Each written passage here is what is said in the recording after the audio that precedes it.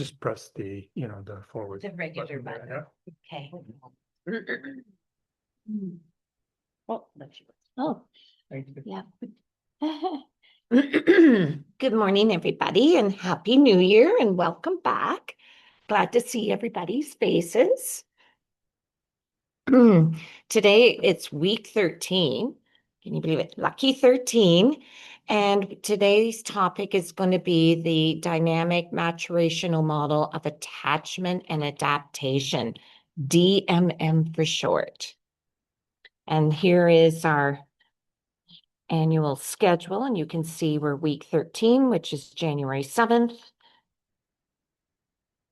And that just highlights the topic for today. And we're going to head into our meditation practice. But before we do, we'll just check in with our personal dashboard before we begin. So, what is your current crisis risk? Kind of think of that gauge if you can.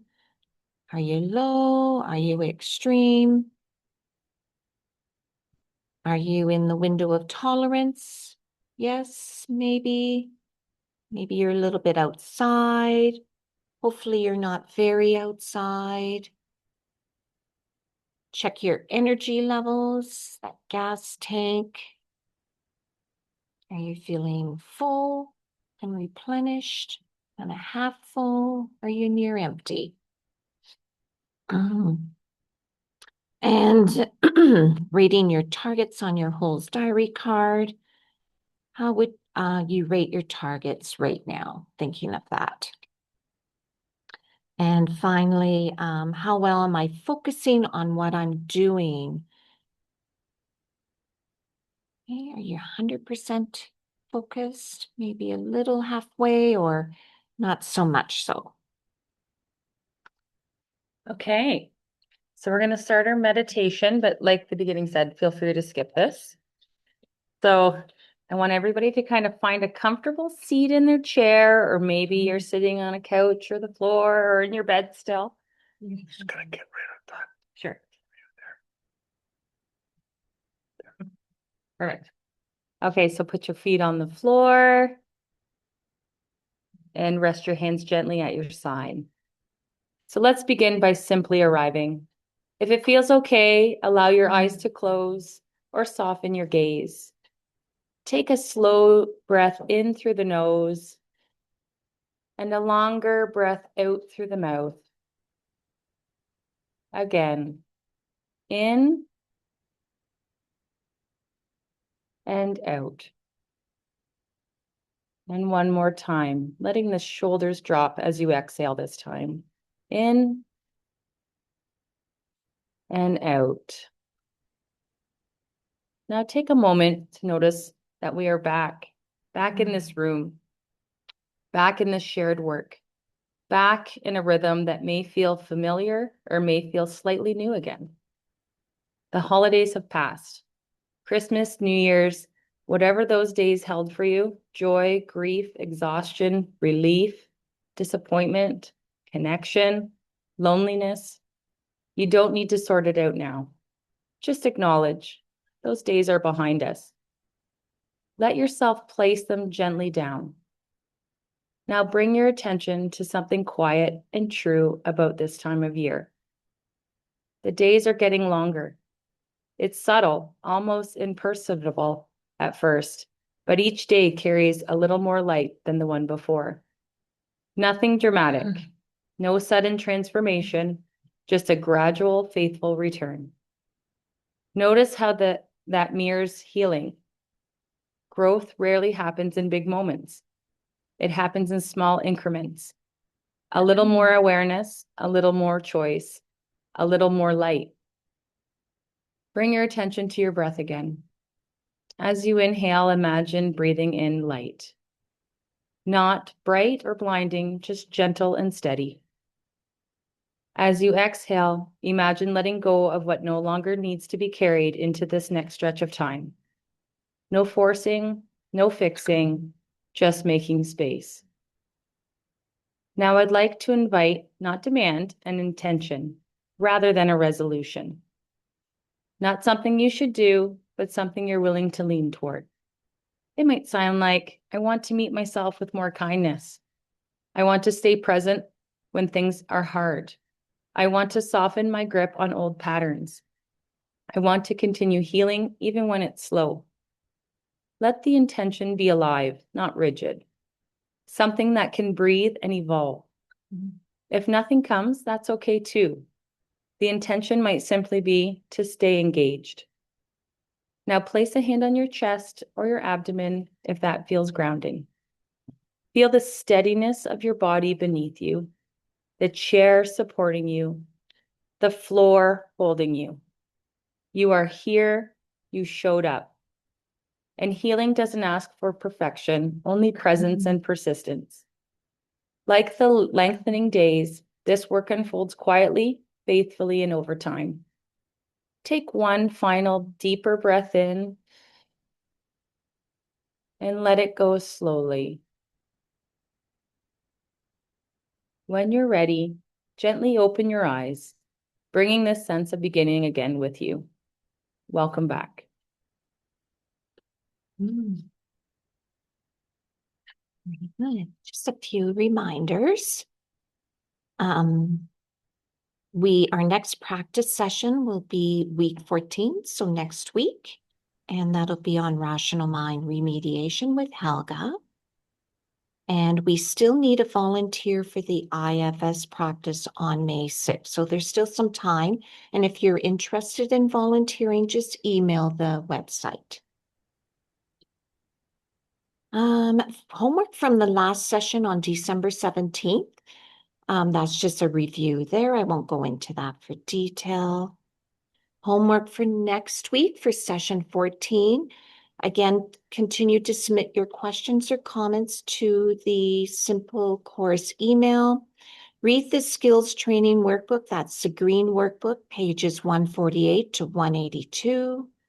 Read the Simple Manual, session 17, the goals diary card. Try to do at least 2 rational mind remediations in the next week. Continue reviewing and practicing all those crisis plan diary cards and your chain analysis, and continue to track all the skills you've learned using the skills lists. Review the homework habits checklist each week. If there's an item that you haven't checked on the list, consider setting a goal to do it. You don't have to come to the homework group to do that. If you don't have the skills training workbook, that's the green workbook. There's 2 editions. The second edition is the one that we're following. The first edition still has primarily all the material, but the page numbers are a little bit different. But next week, what we're going to cover, Nicole and I, is being mindful in our daily life, how to do tasks mindfully, how to be mindful of our activities, resistance and hindrances to mindful practice, exploring mindfulness further, mindfulness and meditation, using kindness and compassion, and paying attention to spaciousness and stillness. And this is the homework habits checklist. I'm not going to go through each point there, but please go back and review and select a couple that you think would be helpful. Weekly announcements. If you're doing the course on Zoom and would rather do it in person, there's room. That's good news. Just email us to the email account and let us know if you'd like to come in person. There's our reminder board. We won't go through that in detail. This is Kate's summary from session 12, or that was December 17th. And just to highlight that, we talked about advanced mindfulness skills. We talked about wise mind. While emotional mind is activated, you also feel a self that is compassionate, curious, clear, creative, calm, confident, and connected, that sees and understands and can calm our emotional mind. We also talked about how to make wise mind decisions by self-observing, of the prefrontal cortex that takes emotions and reason into consideration. We also talked about radical acceptance again, because resisting and judging negative experiences can trigger secondary emotional reactions. We talked about judgments and labels. Judgmental thoughts, positive or negative, can lead to suffering. That second arrow we keep talking about. Self-compassion, recognizing that we are in pain and wanting to help lessen the pain in ourselves. And finally, we talked about mindful communication, using I statements instead of you statements because they're less judgmental. Then we introduced tool number 4, the rational mind remediation, which is an adaptation of cognitive behavior therapy, which focuses on the importance of the rational and conscious mind. The slogan is mind over mood, or reason over emotions. Here are the 2 methods for rational mind remediation. Sorry. You start with your chain analysis. Imagine that this was a friend's chain analysis and that your friend had come to you for help and advice and how to use DBT skills to splice and pace a different outcome. Then you would, how could your friend have seen or interpreted the situation differently if they had been in rational mind? Could your friend have thought or behaved differently to have a better outcome? Help your friend to imagine a scenario in which they had stayed better regulated. And then help your friend practice this situation in their minds using the editing, splicing, and pasting technique, and reclaim the situation as your own using the new scenario. Practice it repeatedly in your imagination. And finally, what would an emotionally well-regulated friend do? Start with your chain analysis again. Imagine that what happened to you happened instead to the friend, just like in the first example. And then imagine how you might have seen or interpreted the situation and thought and behaved differently. And then imagine what they might have done. Write this down. And then reclaim the situation as your own and play it the way your friend did using the editing, splicing, and pasting technique. And finally, as always, practice that new scenario in your imagination. And any emailed questions and feedback? A quick review. In week 11, we discussed attachment theory. Attachment in infancy, avoidant, anxious, secure, disorganized, also called the ABCD or Ainsworth/Main model. Attachment in adults.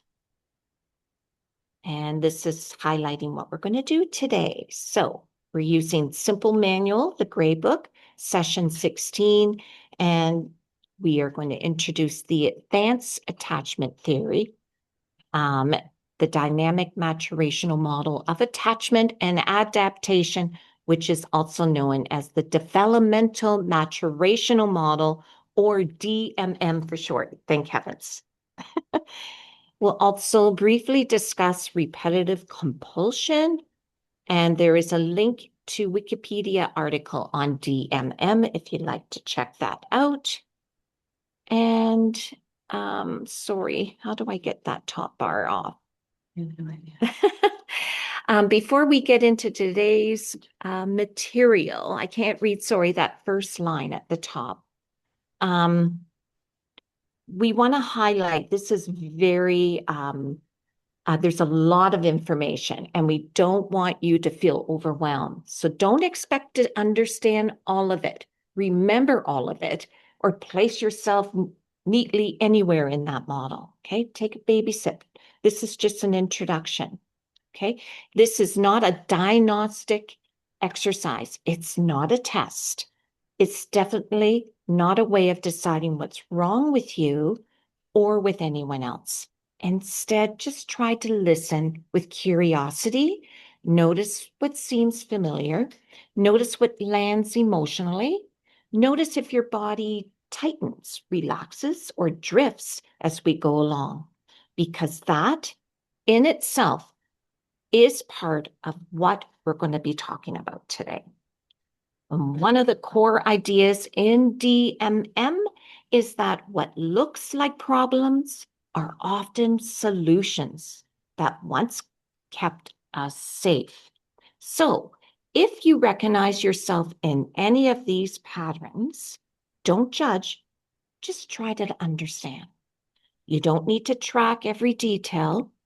Let the model wash over you a bit. Take what resonates, let the rest go, and trust that understanding often comes later after we've had time to wrestle with these ideas. Yeah. You're on the roll, Joe. You can do the Doing rest. it that Just- day. Thank you. Okay. So.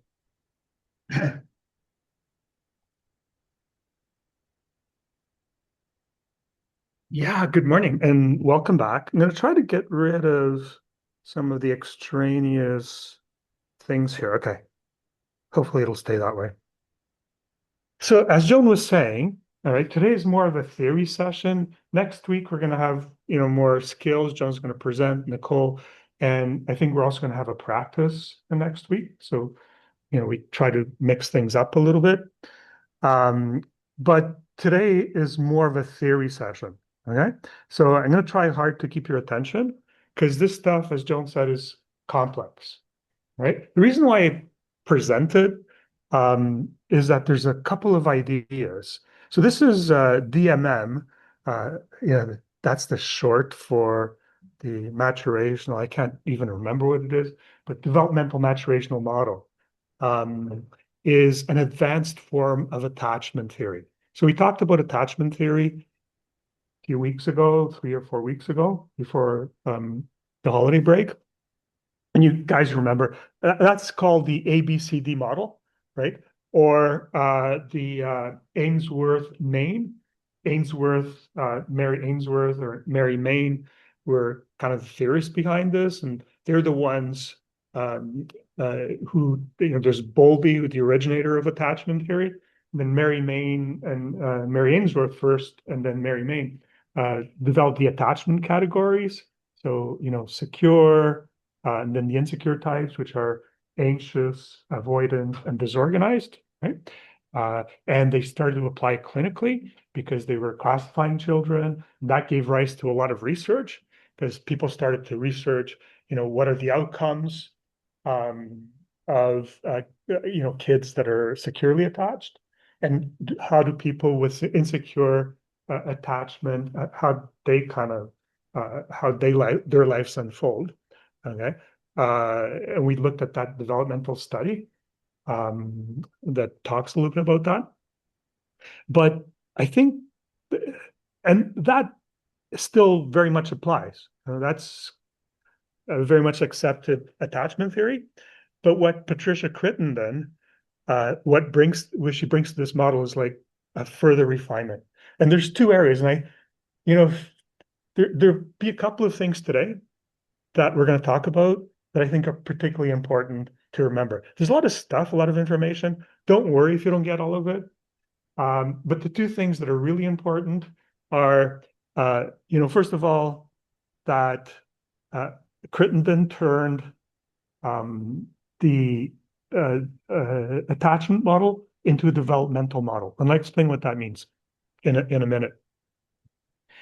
But the other thing, which I find really, really helpful, and I use a lot, is, and I'll come to it in a few minutes, is that she talks about attachment and the insecure forms of attachments as distortion of information between 3 centers.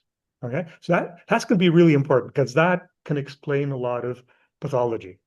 So I'm not going to tell you more about that because we're going to go into it in detail, but those are the two really big things to take away. And I'll come back to it after, just to reinforce that there's two big messages to take away from today because they're so important. All right. So let's launch into it. So we're going to cover, it's going to be, I think we're going to finish on time, but there's a lot of material to cover. Those are the things we're going to cover today. So quite a number of things. All right. And so, first question you might have is, what is the DMM, Developmental Maturational Model? Okay. So the Dynamic Maturational Model of Attachment and Adaptation, that's the big name for it, also referred to as Dynamic Maturational Model, or DMM for short. So we talked about the Ainsworth-Main model. So that's the ABCD, that's the secure, insecure, and the avoidant, anxious, disorganized. That's the ABCD or Ainsworth-Main model. Okay, it's referred to by different names. We discussed that in week 11, right? So you guys know a little bit about that. The DMM model is Patricia Crittenden's attachment-based model explaining how people across the developmental journey, so as you age, right, adapt their thinking, emotions, and bodily responses to stay safe from danger, and how these adaptations can become rigid or distorted when danger is chronic. Okay, so it's a developmental model. She doesn't talk just because when we talked about Ainsworth-Main, we had looked at adaptations because that disorganized and anxious and avoidant, that was really kind of an infancy. So around 1 year old, right? They also looked at adults, but there's like a whole space in between. What happens in between? Like when you're an adolescent or in your early school years. They didn't really study that in that traditional model. Crittenden studied that. So it's a more developmental model. So the DMM can be seen as attachment theory on steroids. It's really advanced attachment theory. That's why it gets a little complicated, but I think it's worth spending a session on because there's just so much good material in it. All right. And, it is difficult to understand. So if you have questions, because it's really important to mine into it. So if you have questions about it and you want like more discussion, come to next week's Boyne group on Monday. Okay, because then we can just have a conversation back and forth about it. All right. So what's the difference between the developmental maturational model and the Ainsworth-Main ABCD model? What are the big differences? All right. So first of all, the Ainsworth-Main model, the one we've already looked at in week 11, has a few limitations. So the ABCD model of attachment that we already talked has several limitations. I already said that. First of all, it doesn't take human cognitive and psychosocial development over the lifespan, because we do develop over the lifespan, right? But we don't stay the same. Into consideration in its account of how attachment adaptations manifest, right? So it talks about attachment adaptations in infants, but it's not going to be the same when you're, 5 or 7 or 12. And that wasn't really studied. Crittenden studied that, all right? So the ABCD model only studied attachment styles in infants and adults. It does not describe attachment adaptations that arise in preschool, school years, adolescence, and adulthood. Okay, that's kind of a little bit of a gap with the traditional model that the DMM model kind of tries to address. The other thing is also the ABCD model of attachment, so the Ainsworth-Main model, is simplistic. Children develop not just one attachment style, but different ones to different attachment figures. So you might be secure with your mother, but you might be avoidant with your father. Okay, so, and it's understandable because these models they're maps, they're not the territory. Territory gets more complicated, but that's kind of another shortcoming. The strange situation only studied attachment to one caregiver, usually mothers, because they had to get people into the lab, right? And test out what the attachment was. But if you had the same child and you had the mother come in, and I don't know if that was ever done, and then you had the father, you might see different things in that child, right? The third shortcoming of the traditional model Ainsworth main model, is that so Ainsworth came up with the first three attachment styles, which was secure, avoidant, and anxious. Okay, and then Main added disorganized attachment. That was one of her contributions. And so disorganized attachment is found in about 10 to 15% of children that were put in the strange situation. But it represents a very significant proportion of all adults that present for mental health care. So very large percentage of people who have significant mental health issues do have disorganized attachment with some of their caregivers. Especially people who have the diagnosis of complex PTSD and borderline personality disorder, which I have a lot of trouble with that diagnosis, but that's a big overlap with disorganized attachment. Now, the thing is that the ABCD model does not consider disorganized attachment to be an adaptation.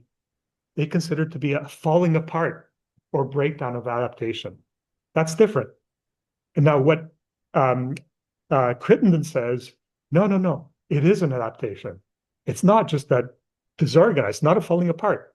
It is a rational, logical. If we kind of look at why people are doing this, it does make sense. All right. So the ABCD model, the fourth shortcoming, ABCD model doesn't explain mental health diagnosis, such as delusional disorders and psychopathy.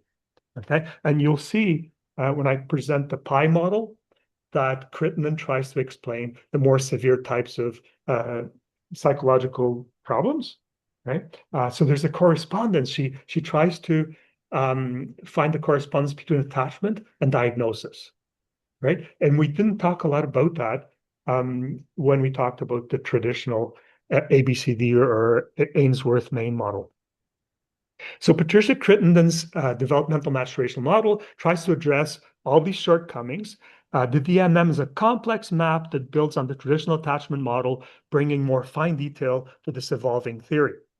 It also fits well with trauma theory and the internal family systems model, both of which we're going to talk about in the future. So this kind of lays the groundwork for some of the stuff we're going to talk about. Okay, so that's some of the differences between the Ainsworth main model and the Crittenden or DMM model. So as I said before, DMM is kind of like an advanced form of attachment theory. Right? There's a lot of refinements to it. DMM is a developmental, clinical, and evolutionary expansion of the traditional ABCD attachment model. It's particularly helpful for working with adults experiencing personality issues arising from their attachment styles. The ABCD model tells us that something is wrong, but not how it works or how it developed. The DMM sees attachment strategies not as disorders, but as intelligent, self-protective adaptations to danger. The ABC model helps us name different patterns.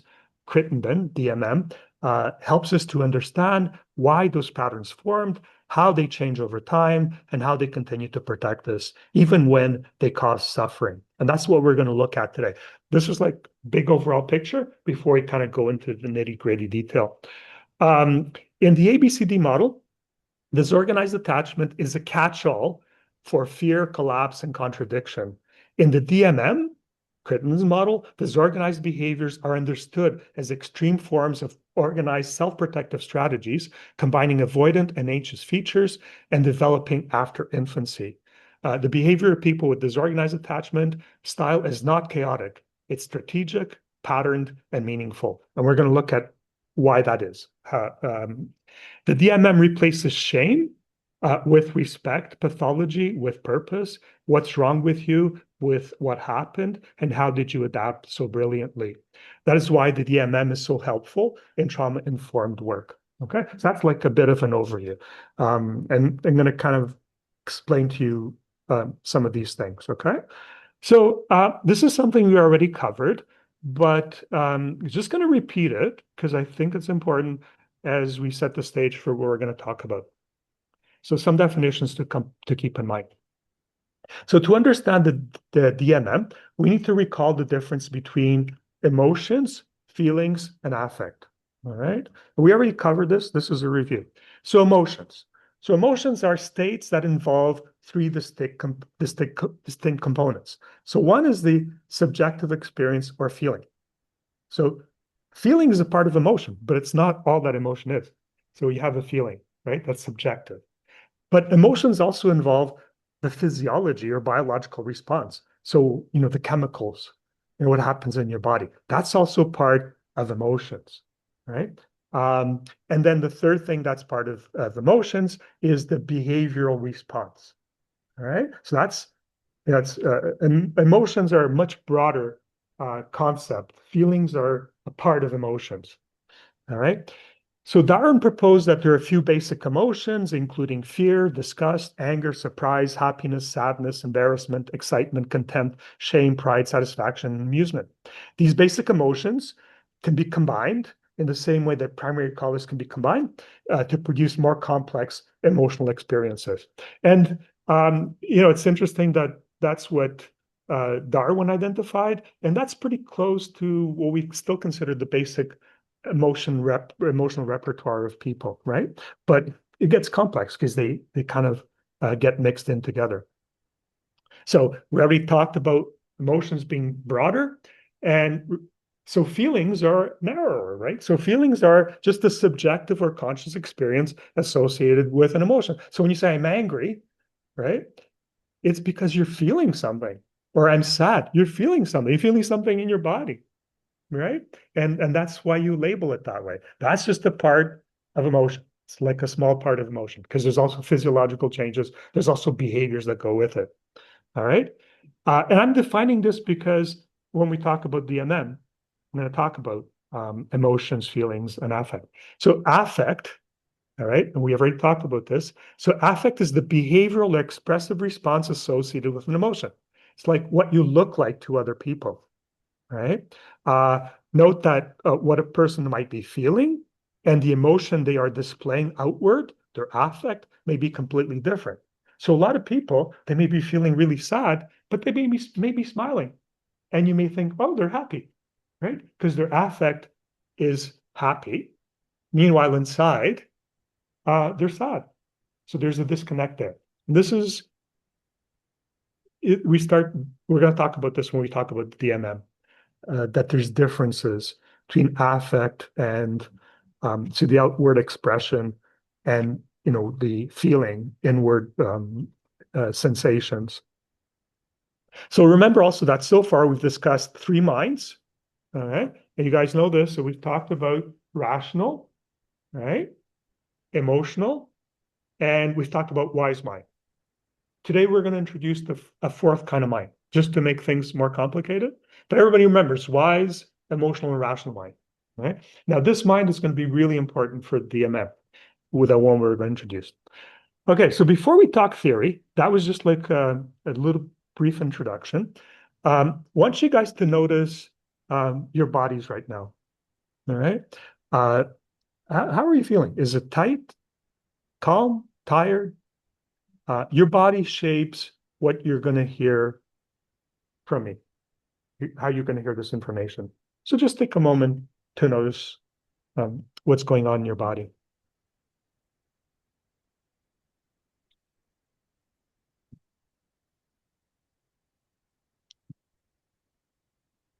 Okay. So as if things weren't complex enough so far, we've introduced three minds, right? Like when you came into this course, you thought, I have one mind. And we said, no, you have three minds, right? Emotional, rational, and wise. And I hope it sort of makes sense to you, right? Now, today we're going to introduce like one more. And that's called the somatic mind.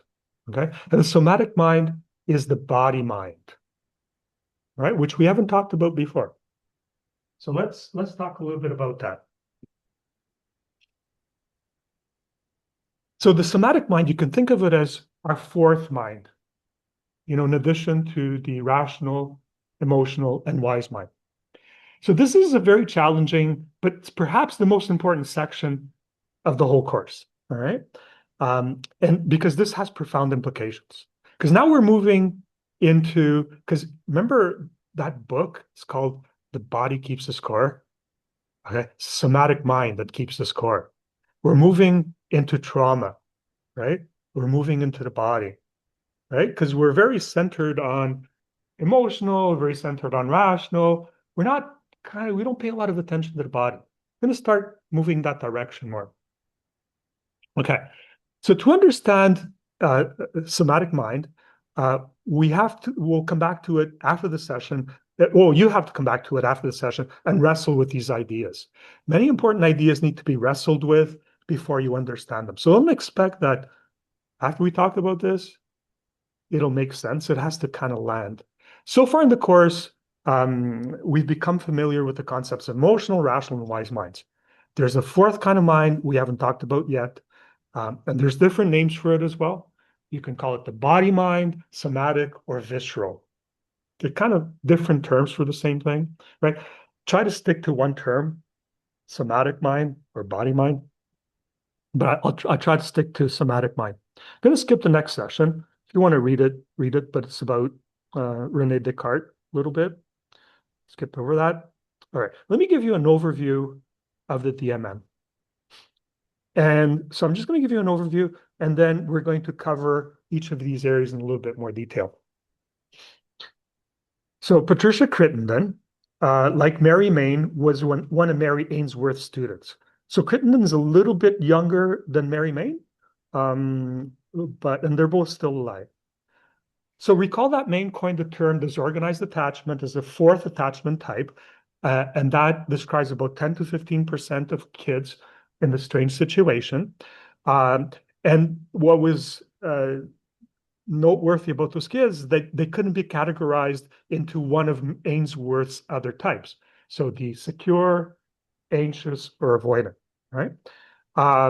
Disorganized attachment is type of attachment present in most people diagnosed with borderline personality disorder and complex PTSD, right? So in disorganized attachment, the idea from the ABCD model is that the parental figure who would, under ideal circumstances, be expected to ensure the infant's safety because they're attuned and they're appropriately responsive. So, they keep the child safe. But that parental figure who is to fulfill that function of keeping the child safe, but then they themselves are also perceived by the child as being dangerous, right? You can be both. The parental figure can be sort of seem, okay, because who does a child run to when there's like the danger? They run to the parent, right? But if that parent is mean or abusive, that parent itself can be perceived as being dangerous, right? And can cause the infant fear. So the fear that the infant is in a real dilemma, right? What is he going to run to when he's in danger? He has nowhere to run. So when the infant is confronted with an external threat, because remember, the attachment instinct is activated when there's a threat, right? When there's no threat, right? Children are happy to be out playing. The instinct, attachment, is activated when there's a threat, some danger, like a stranger or some situation that causes some fear in the child. When the infant is confronted with an external threat, it is conflicted about approaching this dangerous attachment figure to seek safety from that external threat. Main saw this hesitancy because the kid was going, oh, do I run to my parent? And I don't know. So Main saw that hesitancy as falling apart, like the child became disorganized. All right. Or breaking down of attachment adaptations. And she said, this is not adaptive. That was Main, right? In the DMM the ABCD linear model, and it's linear because there's, these 4 different attachment styles. So it's kind of blind. There's the secure, insecure, with avoidant, anxious, and disorganized. But in DMM, it becomes a pie. And I'm going to show you the pie. Well, the pie is there. I'm going to go over it, right? And why that pie makes so much sense. So all DMM attachment adaptations are considered adaptive, even the disorganized, all right? So according to the DMM, how A, C, and D strategies. So B is the secure, A, C, and D are the avoidant, anxious, and disorganized. So according to DMM, how A, C, and D strategies manifest changes as the person develops from infancy to preschool, school age, adolescence, and adulthood. And the DMM describes how attachment issues present during those different periods, because it's not going to present the same way in a preschool child as it does in an infant, right? And then when Crittenden describes what the preschool and the school age and the adolescence, how they present their attachment adaptations, you're going to go, oh, that's really interesting, right? Because the traditional model doesn't talk about how attachment manifests in those ages and also in adults, right? So that's what we're going to look at. So that's a bit of an overview. Okay.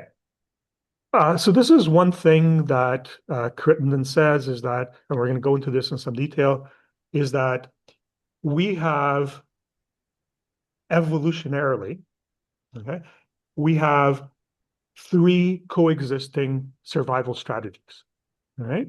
So our body has ways of that it tries to survive, all right? So our somatic mind has its own ways of surviving, right? At the same time, our emotional mind has its different ways of surviving, all right? And then our rational mind has its own ways of surviving. Does that make sense to people? Because it's almost like there's three different brains, and they're very different. And the way, like evolution is about survival, right? But our bodies develop some ways of surviving, all right? And our emotional centers, which evolved different time from our bodies, have other ways of surviving. And then our rational minds, which develop much later, have other ways of surviving. They're not necessarily kind of in sync with each other, right? But all those kind of tap into behavior. That's the final kind of outcome of all those survival strategies. Okay, so let's talk about survival strategies. So the DMM considers that humans have evolved three parallel, so they're all kind of working at the same time, right? But they're not like communicating that well, right? But three parallel survival strategies that are involved in the development of attachment adaptations. Okay, so Crittenden is saying that when you think about attachment, you have to think about these three different parallel survival strategies. Okay, and so this is the fourth mind, which is the somatic. So your body has its own ways of surviving. Okay, your emotional system has very different ways of surviving, all right, strategies, and your rational mind has other ways of surviving. I know this is complicated, but I'm going to explain it better. Okay, I'm just kind of introducing it a little bit. So survival strategies are ways to stay safe in the face of danger. So what we're saying here is that your body has ways of staying safe in the face of danger, the body, somatic mind. Your emotional mind has ways of staying safe in the face of danger that are different than your body, okay? And then your rational mind has ways of staying safe in the face of danger that are different than your emotional and your body, all right? So it gets complicated, right? So this is the basis of the DMM. So each of these evolutionary survival strategies is associated with what Crittenden calls an information center. So information center is a location, right, where these survival strategies that organize these survival strategies. So information center is located in a particular nervous system region. So the somatic visceral information center is in our bodies.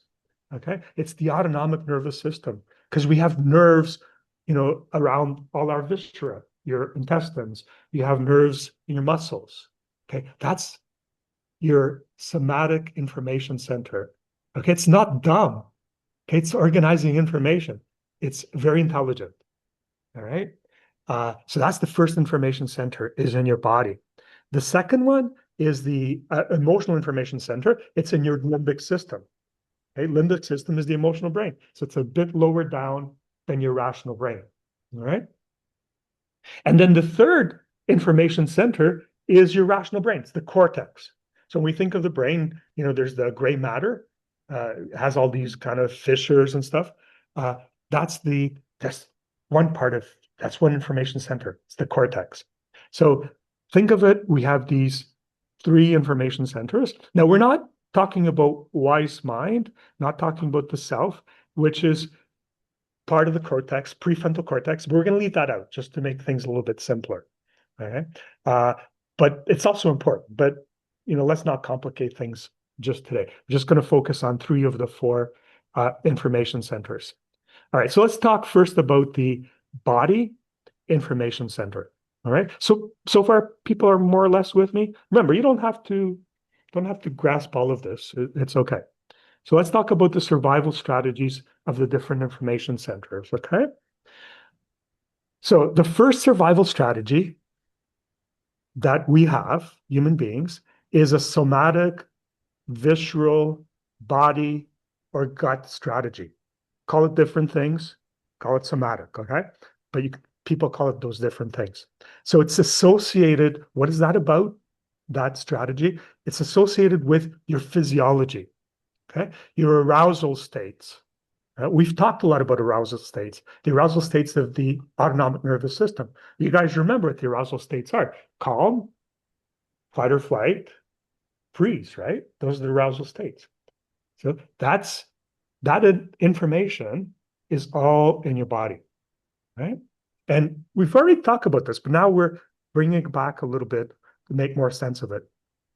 So this information center and your somatic strategy, what it involves, it's about controlling the arousal curve or the arousal state you're at. All right. Are you calm or alert, hyper aroused, like fight or flight, or hyper aroused, depressed, dissociated, collapsed, or in freeze? Okay, that's all in your body. That's all looked after by your somatic information center. Now it communicates with your emotion, but it's all in your body. That's why it's, that book is called The Body Keeps the Score, because your arousal states exist in that information center, in your somatic, your body information center. Is that clear? Okay. All right. So now this is the most evolutionarily ancient information center, because even organisms that don't have a brain have all of this hardware, right? So animals without a brain, such as invertebrates, do not have complex nervous systems that facilitate the fight-flight response that's seen in vertebrates. However, they still exhibit defensive behaviors that are analogous to fight, flight, and freeze responses. So even mollusks, they have fight, flight, and freeze, right? So it's pretty basic. Right? It's not like you don't have to be like a complex organism. These behaviors are typically governed by simple neural circuits or reflexes rather than a centralized brain. So even those organisms already have a somatic survival strategy. It's not as complex as more evolved organisms, and they don't have the emotional survival strategy. They don't have the rational strategy, but they do have the somatic survival strategy. We have that, but because of evolution, we developed other survival strategies as well. Okay, so some brainless animals like jellyfish or sea anemones have nerve nets that allow them to respond to stimuli. For example, a jellyfish might contract its body to move away from a threat, which is akin to the flight response. The molecules involved in this response in jellyfish are the same as those in humans. Right?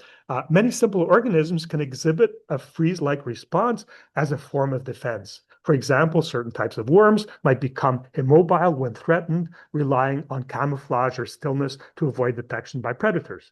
Okay, so these animals, right, already have, and the thing that's really interesting is that so the same chemicals that are present in these animals are present in us, right? I mean, you can give Prozac to lobsters, and it causes like profound changes to lobsters. They calm down, right? So they have, the neurotransmitters are preserved, across evolution. We didn't invent anything. We have the same neurotransmitters as worms and jellyfish, right? We just kind of were the beneficiaries of more evolved nervous systems. So these responses, so far we're talking about the somatic nervous system or somatic information center, right? The body. Okay, we have this, okay? And we shared this with these ancient animals. So these responses are generally automatic and triggered by specific stimuli rather than conscious decisions. It's not like, the jellyfish or sea animal, they're not thinking about, oh, I'll do this. It's very automatic. But it's going to be very automatic in us as well. So they're the result of evolutionary adaptations that have enabled these organisms to survive in their environments despite lacking a centralized brain. The simplicity of these responses reflects the simplicity of their nervous system, which are designed to handle basic survival tasks. All right. So far we've talked a little bit about the somatic information center. Remember, that's present in us, but it evolved a long time ago. And we shared with these primitive organisms, but it's present in us as well. Now, what happened is that as more complex organisms evolved, they evolved more complex adaptations. So on top of their somatic survival strategies, they developed an emotional survival strategy. So now there's organisms that have two survival strategies going, not just one, right? Some organisms just have one, right? They just rely on that fight, flight, freeze, right, for survival. But as things get more complex, there's organisms that now they have a new survival strategy. And so they're using two survival strategies. So let's look at the emotional survival strategy, what that's like, okay? So this is the second, in terms of evolution, it's the second survival strategy. It's emotional. It's associated with, in us, it's associated with the limbic system. So this is like reptiles have a limbic system as well, okay? Because reptiles have emotions, right? Primitive emotions. So, and the brainstem, it's instinctual and habitual. It does not distinguish past from present or one individual from another. We've already talked about how emotions, that's how they operate. They don't distinguish past from present. Distinguish past from present is rational, or one individual from another, right? That's hard for us to imagine. But this is the second survival strategy. So its logic is associative, dreamlike. So rational strategy is causal. One thing causes another. Associative is like dreams. And dreams is one idea, it's kind of free association. So one idea doesn't cause an idea, but it just kind of associates because, oh, yeah, this reminds me of that. It's not cause, but and then this, when you're free associating, and this reminds me of that. And dreams are kind of like that. They're associative. Okay? That's how the emotional brain operates. The rational brain is more causative. One thing causes another. We'll get more into that. Okay, the emotional brain mediates the relationship between internal somatic body arousal states and their external expression affect so as to maximize the chances of survival. I'll explain to you what that means. Animals with minimal or no cortex, meaning they don't have the rational brain, right? Such as reptiles and certain other vertebrates, use emotional survival strategies. They're typically more instinctual and less complex than those seen in animals with well-developed cortexes like mammals. So these animals, so we're talking about animals like reptiles, can display basic emotional responses such as aggression, fear, or submission. For example, a reptile may hiss or puff its body to appear larger when threatened, which is a form of defensive aggression. Many of their survival strategies are driven by instinct rather than complex emotional processing. For instance, turtles may retreat into their shell when they sense danger, a behavior that doesn't require higher order processing, but is effective for survival. Okay, so here you're seeing not just the somatic, but you're also seeing the emotional survival strategies, animals like reptiles and turtles, right? Some animals with less developed cortices can still learn through conditioning. For example, a fish might learn to associate a particular stimulus with food and react accordingly. demonstrating a basic form of learning that supports survival. In species that live in groups, such as certain birds or fish, social behaviors like flocking or schooling can enhance survival. These behaviors may not be driven by emotions as we understand them, but they serve a similar function promoting safety and cohesion. While these animals do not have complex emotional experiences in the ways that humans or mammals do, their feelings and behaviors are adaptive responses to environmental challenges. These responses are largely driven by more primitive parts of the brain, such as the brainstem and limbic system, which are involved in basic survival functions. Okay.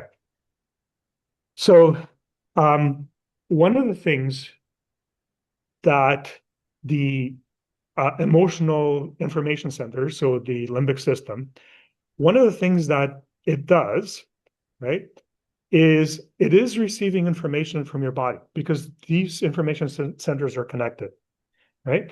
And one of its roles is to coordinate between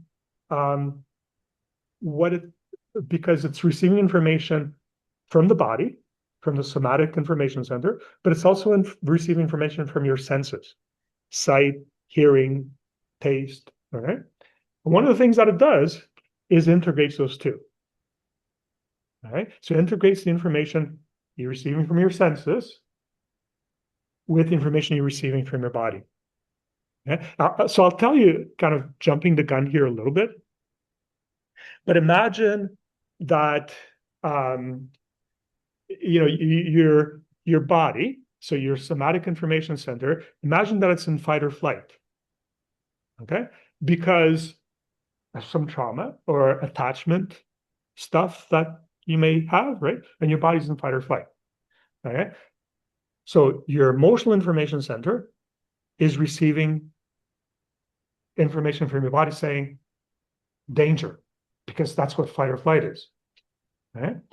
But then it's also receiving information from your senses, right? And it's integrating the two, right? So what do you think somebody who has PTSD, how are they going to react to their environment?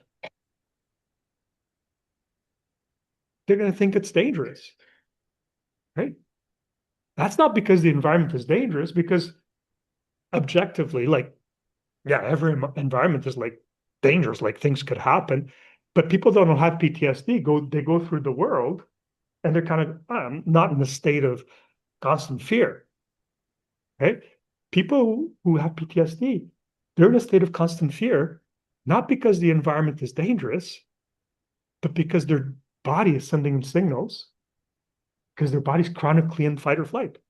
And when the information from the environment through the senses, information from the body, when it gets combined, it says, this is dangerous. And then I don't want to go out. I need to protect myself, right? And it's hard to understand because, rationally, they may kind of understand that, yeah, the environment really isn't dangerous, right? But this is the body so convincing because then they find explanations. Yeah, people are laughing at me or judging me, or I might contract some disease, because there's bacteria, right? And we're going to so this becomes where your rational information centers offer an interpretation. We're going to get into that, okay? But so this stuff gets really fascinating. If you're interested in discussing this more, come to the Boyne Group this coming Monday. We can just kind of talk a lot more about this, okay? So let's talk about the third information center, the third survival strategy, which is rational. So far, we've talked about somatic information, or somatic survival strategy, emotional. Now we're going to talk about the rational, because these are vital to understanding the developmental maturational model, okay? So the third survival strategy is based on cognition with rational thinking, okay? Processing information. It's associated with the cerebral cortex, so, the gray matter.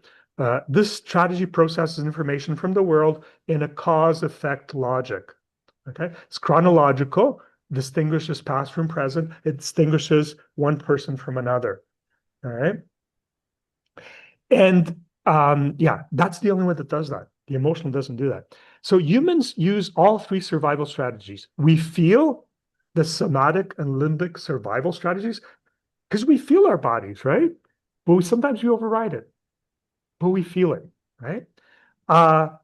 But they're largely unconscious. We don't really understand. We don't have a lot of control over this, our somatic, what's going on in our bodies. We think the rational survival strategy, making it conscious, right?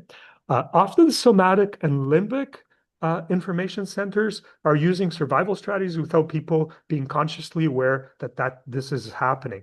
This is what happens in attachment disorders. In those cases, the rational brain fabricates an explanation for what's going on that is often has nothing to do with what is really going on at the level of those centers. We'll talk more about this. I'll give you a concrete example of that. Talk more about this in a second. All right. All right. So now this is you're kind of going, why is he talking about this for so long? These three information centers. Okay. This is the important piece here. The important piece is that try not to draw on the thing there on the slides. So what Crittenden says is that if you have secure attachment, there's really good information flow, true information flow between all these centers. And I'm going to explain to you guys why. Whereas if you have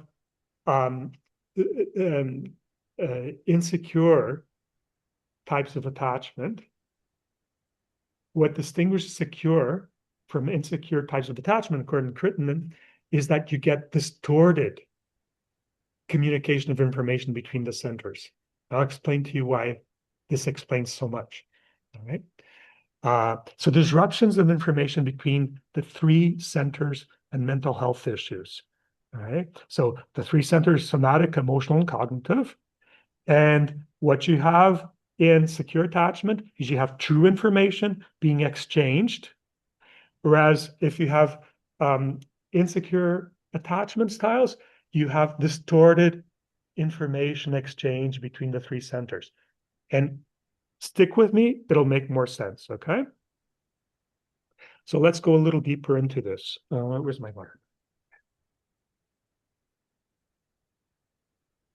Okay.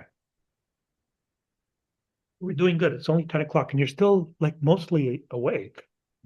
Okay. All right. So to review, the DMM describes three types of information related to the emotional, rational, and somatic mind that we just described. All right. So this is a review. Somatic or visual information refers to the body or gut feelings related to different states of arousal, calm, fight, flight, and freeze. That's the somatic information. Part of survival, right? The emotional information, emotions are the integration of, you perceive the body feelings that are coming up, right, into your limbic system. And that comes from your state of arousal. And then you integrate it with the information from your senses. That's what your emotional brain does. And then you have the cognitive information, different center, rational brain, cortex. So the rational brain perceives information from the other two centers and adds a narrative or story to the emotional and somatic information. So these centers, they're not like, it's not like perfect communication. They do kind of communicate with each other. And sometimes like they really understand each other if you're securely attached, right? Now we'll explain why. But if you're insecurely attached, it's kind of, they miscommunicate. They don't understand what's going on at the other. And a lot of pathology arises from this. Okay, so information is continuously exchanged between our three brain or information centers. Right? So far, so good with that. But that exchange is deeply affected by attachment. As I already said, secure attachment, good information exchange, insecure attachment, not so good. So this information exchange adapts in order to promote survival. So this is the key piece, is that Crittenden is saying why does the information become distorted in um, uh, um, insecure attachment types? She says becomes distorted in order to promote survival, right? So it's adaptive, becomes distorted because it has to. In secure attachment, it doesn't have to be distorted. Kid is going to survive fine if there's like true information exchange. But in insecure information, you have to start distorting. And you'll see, I'll give you an example. So you'll see why you have to distort information. But this, then you understand why pathology comes from this. Okay.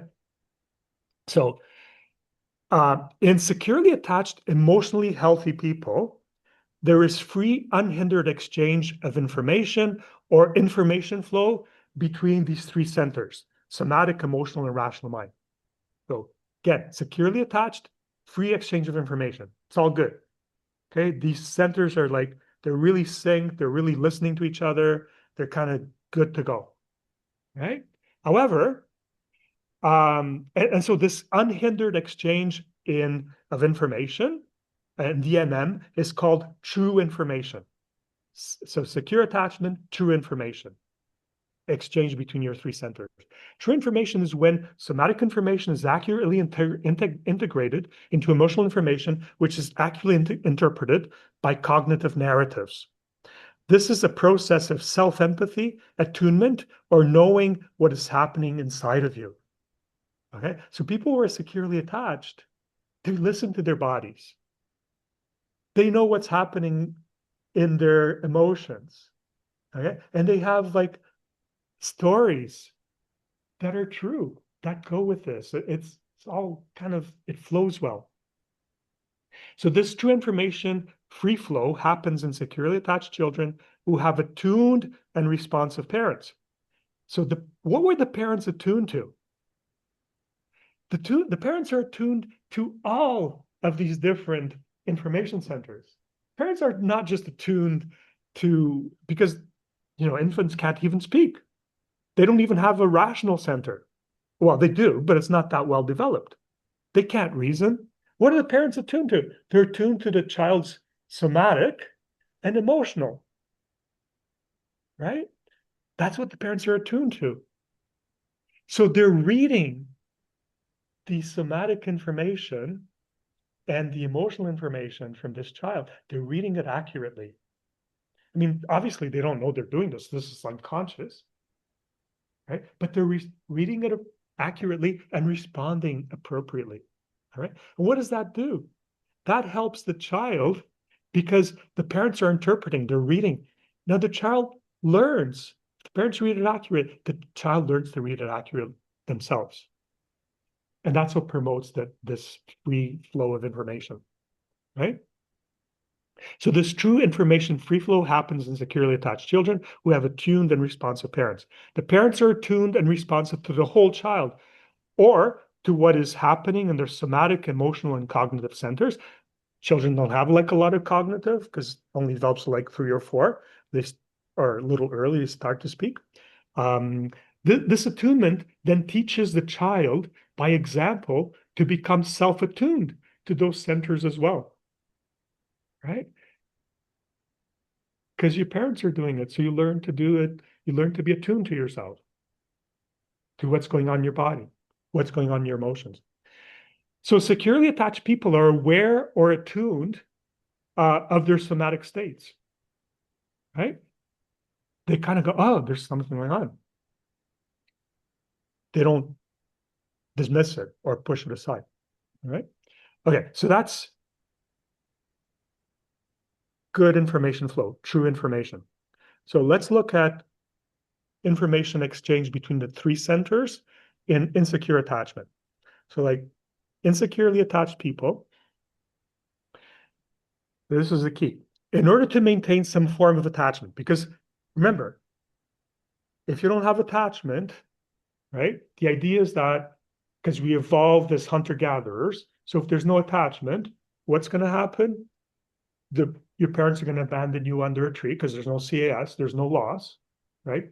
That's how we evolved. And you're dead. So you have to have attachment. The ideal form of attachment is when your parents do all the work. They provide the glue, right? So you're good. Okay, you just lie back and just develop, right?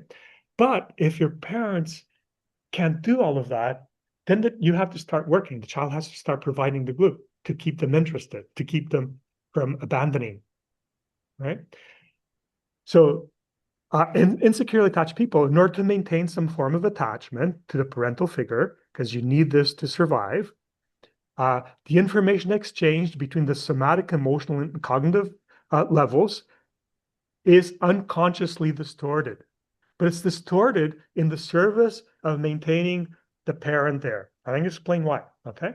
So this distortion is an adaptation that tries to maintain attachment in unfavorable circumstances. So you distort it to keep your parents interested, to keep your parents attached. But you have to start distorting information, right? So in order to preserve attachment and survive, the person, the child, has to unconsciously transform information. And this is like, these are technical terms that Crittenden uses. She says, you minimize, deny, falsify, omit, or create a delusional reality. That's how you distort information in those different ways. I mean, it's a bit technical. So this happens in children and adults whose attachment figures are not optimally attuned and responsive. These people don't accurately integrate somatic information into emotions or correctly interpret emotions into narratives. This distorting of information is a failure of self-knowledge and self-empathy, right? So you're not like attuned to yourself. Your parents weren't attuned to you. You start to have to distort information in order to survive. I'll give you examples. But then you're not attuned to yourself. So like the information flow between these centers gets all kind of mucked up. So information is not only exchanged between the three levels within the individual, right? So that we already know that, right? But where else is information exchanged? Well, it's exchanged between people as well, right? We don't just exchange rational information, right? When you're with somebody, you're exchanging a lot of um, somatic and emotional information. You feel the person, right? Now, we're not that attuned to that. I think if you're a mental health professional, hopefully you kind of become a little more attuned. So you have more channels open. You're not just listening to what the person is saying. You're listening to, their bodies. You're listening, are they in fight or flight? And this is, in this course, we're learning to be more attuned to our bodies. Okay. So information, okay. So according to the DMM, psychological healing and growth in people with attachment disorders involves, this is important, according to the DMM, what healing involves is it involves improving the quality and veracity of information exchange within ourselves and between us and other people. Okay. And this is self-knowledge and empathy for ourselves and for others. Insecure attached people, because they often live in fight or flight and freeze, habituate to and become unaware of them. Okay. I'm going to I'm thinking, I think I might skip this. This might be kind of, you're welcome to go back to it. But I don't think this is essential, just for the sake of time. So, okay, let's go into it a little bit. So Crittenden talks about different kinds of distortions of, so affect, how you express, how you manifest emotion, and cognition, which is the stories that you tell yourself. Okay, and so you distort this in order to survive. So ways in which emotions become altered. So Crittenden says that you can alterate the intensity of emotions and affect. So emotions and affect can be dialed up and displayed prominently, or hidden, suppressed, or repressed, right? So here you're starting to see dialed up as anxious attachment. So you're dialing up affect, expression, and in avoidant attachment, you're kind of repressing, the expression, the affect. Emotions and affect are dialed up when that's required to get the attention of less than optimally attuned, preoccupied parental figure, anxious attachment. Okay, so you're kind of distorting the information a little bit, right? You know, you might be feeling, oh, there's a little bit of danger, right? But you really have to dial it up, right? So this is like the information is beginning to be distorted because that's the only way that you're going to survive is if you dial it up, right? And the intensity of emotions and affect can be dialed down when the attention of a parental figure is unattainable or punitive. That's avoidant attachment. So instead of like, because securely attached kids are just gonna, I'm upset. They're just gonna, I'm upset, and the parents are gonna, oh yeah, you're upset. Let's take care of this. But here you start to have distortion of information, right? Where anxiously attached kids, they really have to dial up, and avoidant kids really have to dial down, right? So information starts to get distorted in the behavior, right? So there can be combinations of dialing up and dialing down the same person. So another way in which emotions become altered, alterations in displayed emotions, so affect. False positive affect is when negative internal states or feelings are outwardly displayed as positive affect. So let me read that again. False positive, negative internal states or feelings are outwardly displayed as positive affect. Right? So we get like a lot of this. Sometimes we call it sort of apparent competence. And there's people we talk to and we know they're feeling horrible inside. Right? I mean, Joan and Nicola and I talked to a couple of people like that recently, right? And yet on the outside, everything seems hanky-dory. Now that's distorting information, right? They're doing that. It's a survival strategy. Okay? Their parent couldn't bear, right? That would have caused problems if they were to express their distress. So they've really learned to dial it down. Okay. All right. So false positive affect is when negative internal feelings, states or feelings are outwardly displayed as positive affect.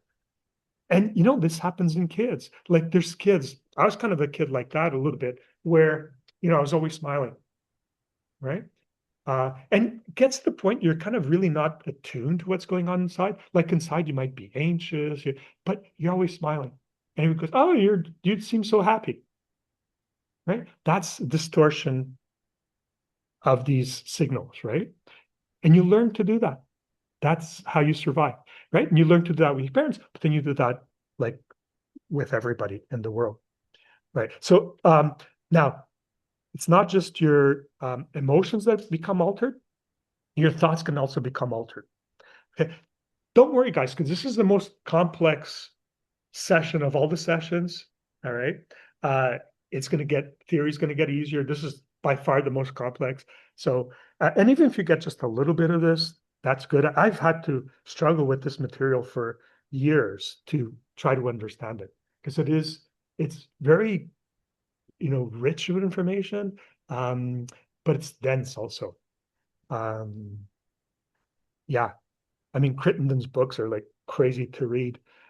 So the other thing that information gets distorted is like uh, thoughts become altered. So distorted, omitted, falsified, denied, or delusional thoughts or beliefs are habitual ways of thinking about the self, others, and relationships that develop as adaptations to certain parental environments, serving to keep the child safe, but which then lock the child as they age into certain patterns of relating to non-parental figures that often result in distressing relationships. So these altered thoughts, and I'll give you examples, become the person's worldviews or how they see themselves, others, and the world. For example, I'm or others are evil or worthless, and I had wonderful parents when they were not. Okay, that is a way of distorting the narrative, right? Give you more examples. Okay, So from infancy and through the course of early development, and the somatic, affective, and cognitive nervous systems centers exchange information and adapt to promote attachment or connection to caretakers, which is necessary for safety and survival. I know we're repeating this stuff over and over again. That's okay. The DSM uses several terms to describe the truthfulness of that information exchange. True cognition is when the person's conscious cognitive stories, so the story you tell yourself, you tell others, and memories about their attachment relationships are an accurate representation of what those relationships were really like and corresponds to their somatic memory. For example, my parents were caring and concerned, and this is substantiated by independent evidence. Like everyone around you says, oh yeah, they were caring and concerned, right? Your brothers and sisters, your uncles, they'll say, yeah, so that's accurate information. True affect, so now affect is like the emotion that you display, right?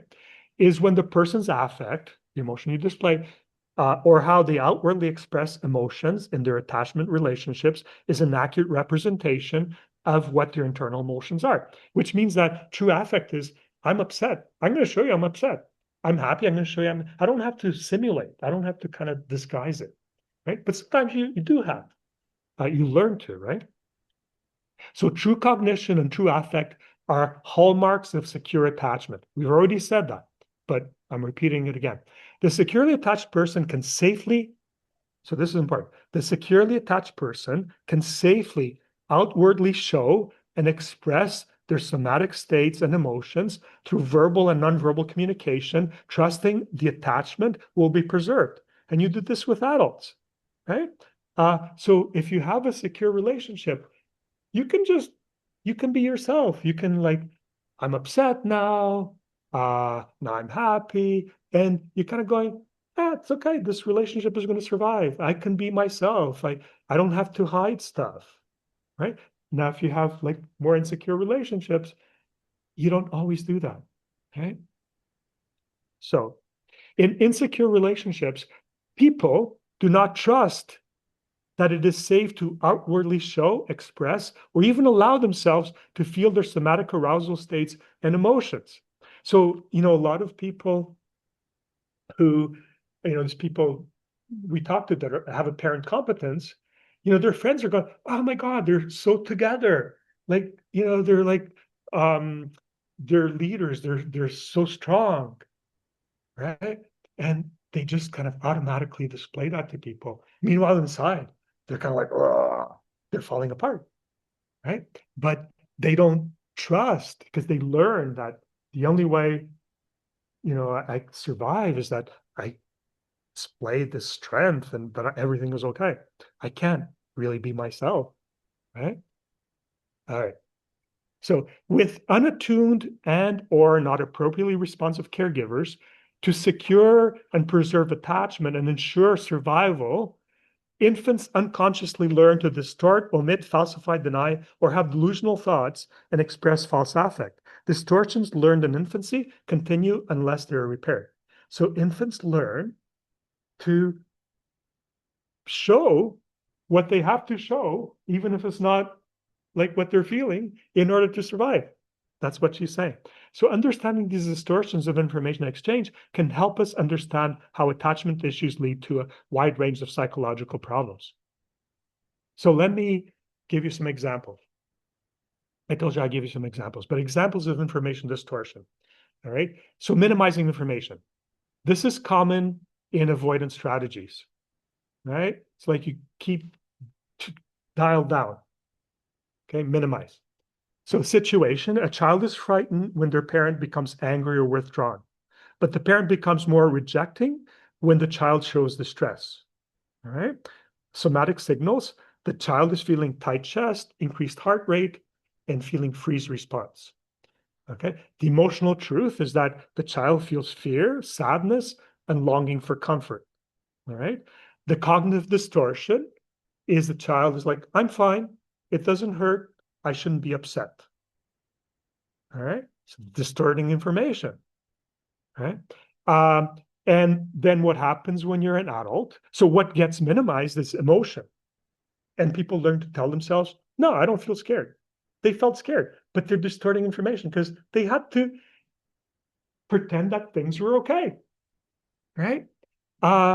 And somatic meaning is they say, oh, this isn't fear, it's nothing, right? They say to themselves, that's what they're learning.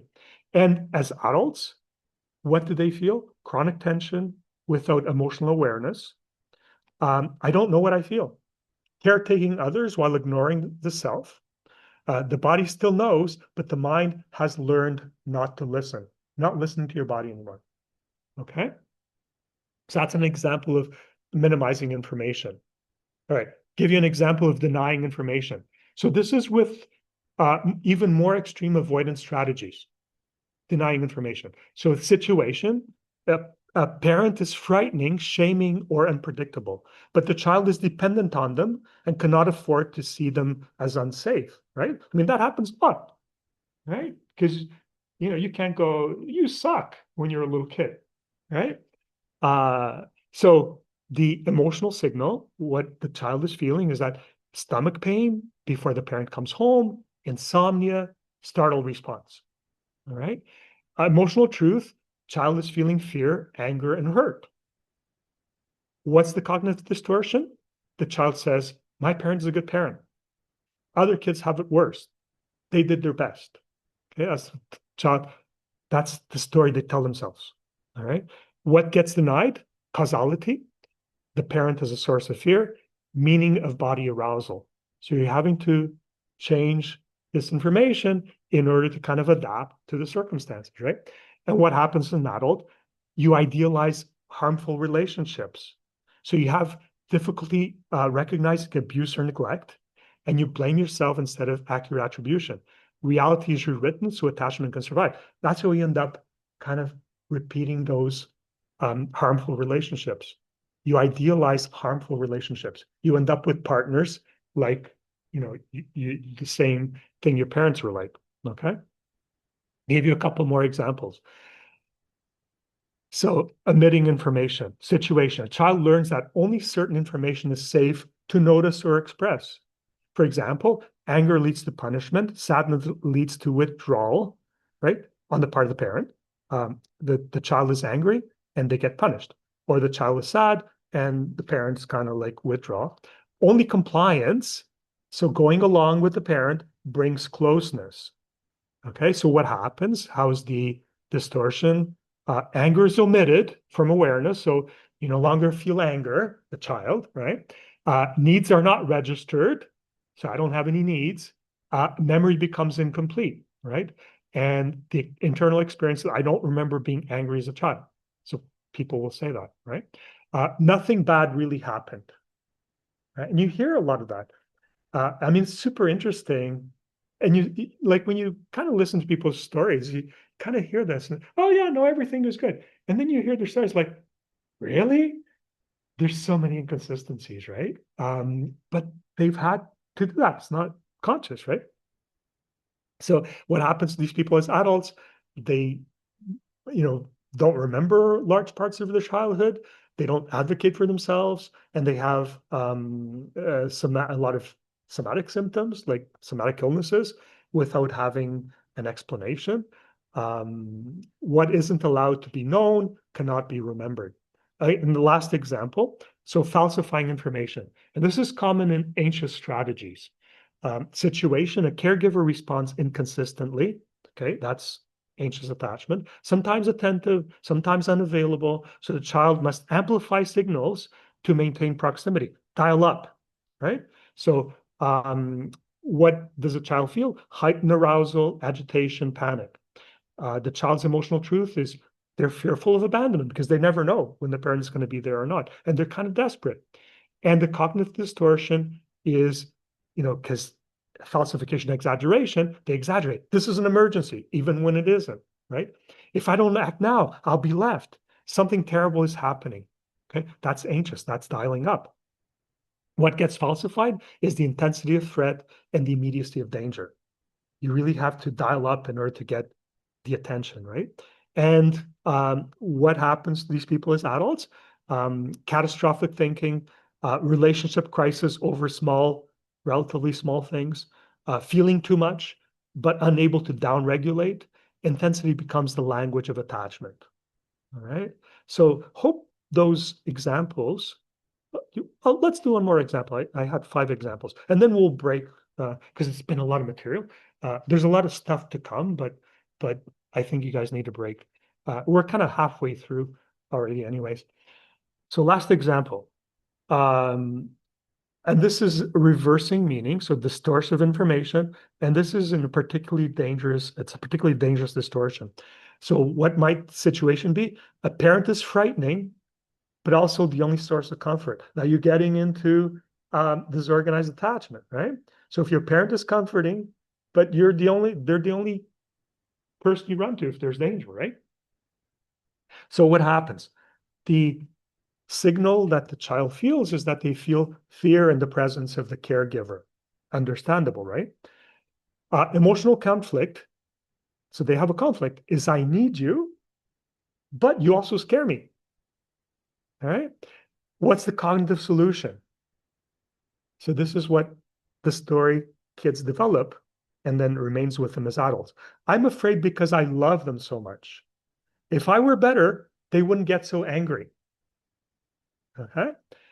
The result is fear is attributed to the self, not to the environment. Attachment's preserved at the cost of self-trust. And what happens, these people as adults? They have a shame-based identity, confusing love with fear. And that's what's called trauma bonding, right? The child protects the attachment by sacrificing the truth. All right. So just to summarize, in insecure attachment, the problem isn't that people don't feel or sense danger. Again, in insecure attachment, the problem isn't that people don't feel or sense danger. It's that they have to change the meaning of what they feel in order to stay attached to people they depend on. Attachment safety comes first. Accuracy of the information comes second. This is just a summarizing. Let me summarize before we go. Just do 2 more slides here, and then we'll do the break. Because this lays the groundwork for we're going to talk about next. Okay, this is the distortion of information section. So mental health and distortions in information flow. So to summarize, the DMM postulates that mental health issues arise when the information flow or exchange between the nervous system's 3 information centers, the somatic, emotional, and cognitive, is distorted or disrupted. All right, this is really important, right? Crittenden says mental health issues arise because, we have all these theories that, it's because of chemical imbalances. Or, she's saying, this doesn't explain all of it, but she says a lot of mental health issues arise from distorted information, right? That you've had to distort because of attachment stuff, right? That's what she's saying. The free flow of information between the nervous system's 3 information centers may be disrupted during psychosocial development, so as you get older, to promote attachment and to defend against danger. So their attachment adaptations. You have to do that to survive. It may also be disrupted by trauma. Doesn't have to be just your parents. It could be other forms of trauma. So the free flow of information can be restored when wise mind becomes aware of and repairs these information exchange distortions or disruptions. That's what we're doing in this course. We're becoming aware, of all our different centers and trying to listen to them, right? That's wise mind, right? As we will see, the DMM theory brings together several concepts, including nervous system physiology, attachment theory, personality development, and dissociation. We can talk more about this. Okay. And this is last slide before we go to a break. So just take a moment. What are you noticing in yourself right now? And before you go to a break, just take a minute, okay? Just tune into yourself. Just be self-empathic. See what's going on in your body. Because we spent a lot of time up here in the rational center. Now listen to your body. And then when you're ready, let's go to a break. We'll come back around 1:45, okay?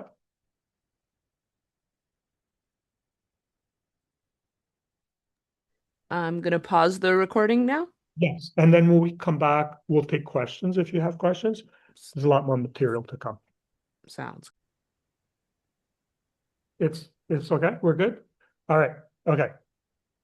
So in Patricia Crittenden's model, psychological distress often arises not because people are irrational, but because information is being distorted as it moves between the three systems that we've discussed: the somatic, emotional, and the rational. That's a review we've already talked about. When these systems are working well, they exchange information flexibly and accurately. When they are not, the mind does something very understandable, but ultimately misleading. So let's look at the steps that the mind does this through. So step one is chronic arousal feels like danger. When your body is in fight or flight, okay, understandable, feels like danger. Imagine someone who lives in chronic fight or flight. That's in your body, right? Experiencing elevated heart rate, shallow breathing, muscle tension, and constant background sense of urgency or threat. Now, how many people feel that? I think a lot of people, their body is always like that, right? This is not a momentary stress response. It's a long-standing physiological state. You're chronically in fight or flight or freeze, right? So your window of tolerance is very narrow. You're not often in calm, right? That's what it means to have a narrow window of tolerance. So the limbic system, emotional brain, right, does not know why the body is aroused. The emotional system doesn't know. Why is the body aroused? It doesn't know, right? Only that it is. From an evolutionary perspective, high arousal usually means something dangerous is happening. So the limbic system quite reasonably concludes if the body feels disactivated, there must be a threat. That's why people who have chronic arousal, they feel a lot of threats around them, right? So step two, the limbic system looks outside for an explanation. Because remember, limbic system integrates information from your body with information from your senses. So once the limbic system detects danger level arousal, it turns outward to the senses. What am I seeing? What am I touching? What am I eating? What might contaminate me? What might make me unsafe?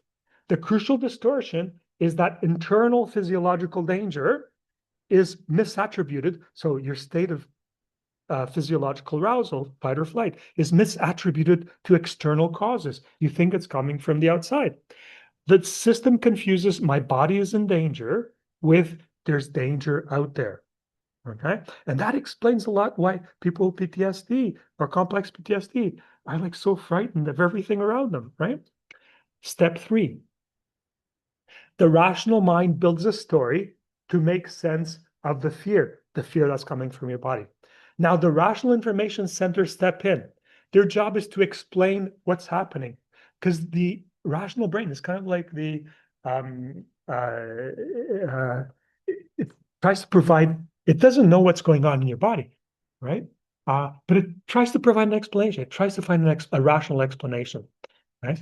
It's kind of like the, not human resources, but forget the term, doesn't matter. Rational information center job is to explain what's happening, but they're working with a distorted input, a body screaming danger, and a limbic system convinced something is wrong. So the rational mind does what it does best. It constructs a narrative. For example, bacteria are everywhere. I must constantly wash my hands, which is at the root of OCD. Or my body is dangerous. If I gain weight, something terrible will happen, and food is the problem. So restriction keeps me safe. These narratives feel logical, compelling, and urgent and important. And importantly, they temporarily partially reduce anxiety. That's why they stick.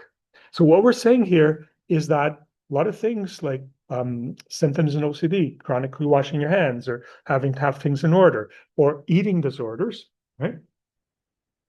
It's your rational brain interpreting signals from your body. So it's really like the danger is in your body. Your body's in fight or flight. But your cortex transforms this and says, no, it's not my body. This is because I've gained weight, and that's dangerous. Or because there's bacteria everywhere. So it misattributes the danger to something outside. So this transforms and it says a lot of psychological issues, can be interpreted as attachment problems, distortions of information. It's not my body, it's something out there. Step 4, why these solutions are false, but they're not stupid. The behaviors such as washing, checking, restricting diet do lower anxiety briefly, but they're solving the wrong problem. The real issue is not bacteria, food, or body weight. The real issue is chronic, unregulated physiological arousal that never gets resolved. Because the arousal remains, the danger signals keep firing. So the mind keeps tightening the story and escalating the behaviors. This is how people become trapped in cycles that look irrational from the outside, but feel absolutely necessary from the inside. Okay? And I'm going to come to somatic issues in a second. Okay?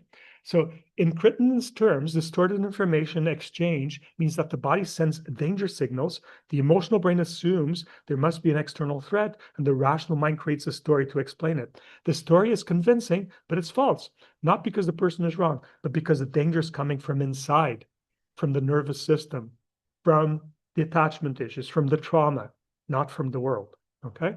True healing doesn't come from arguing with the narrative. So saying, oh, this is not true, there's no bacteria. That's what CBT, cognitive behavioral therapy, does. It comes from reducing baseline physiological arousal. So you have to address the arousal that's in your body.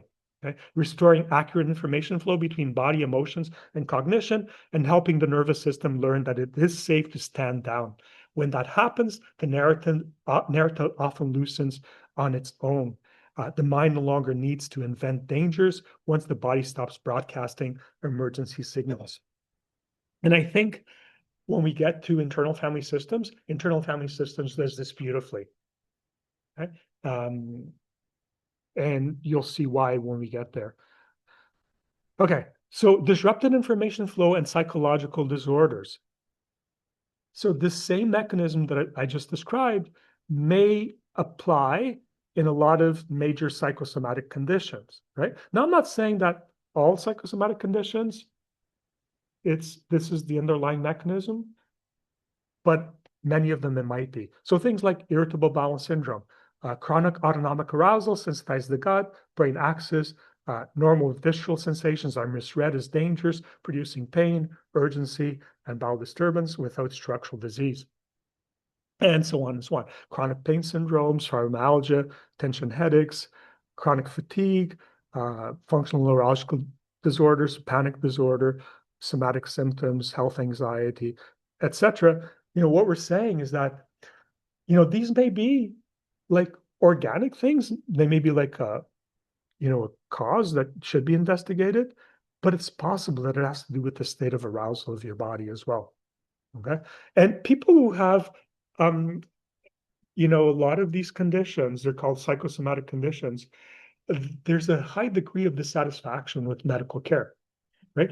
Because typically what happens is that they'll have tons of investigations which don't kind of reveal anything, right? But the problem is that we're missing probably the real cause, which is the somatic arousal. Okay? But it's just hard to understand unless you understand this model.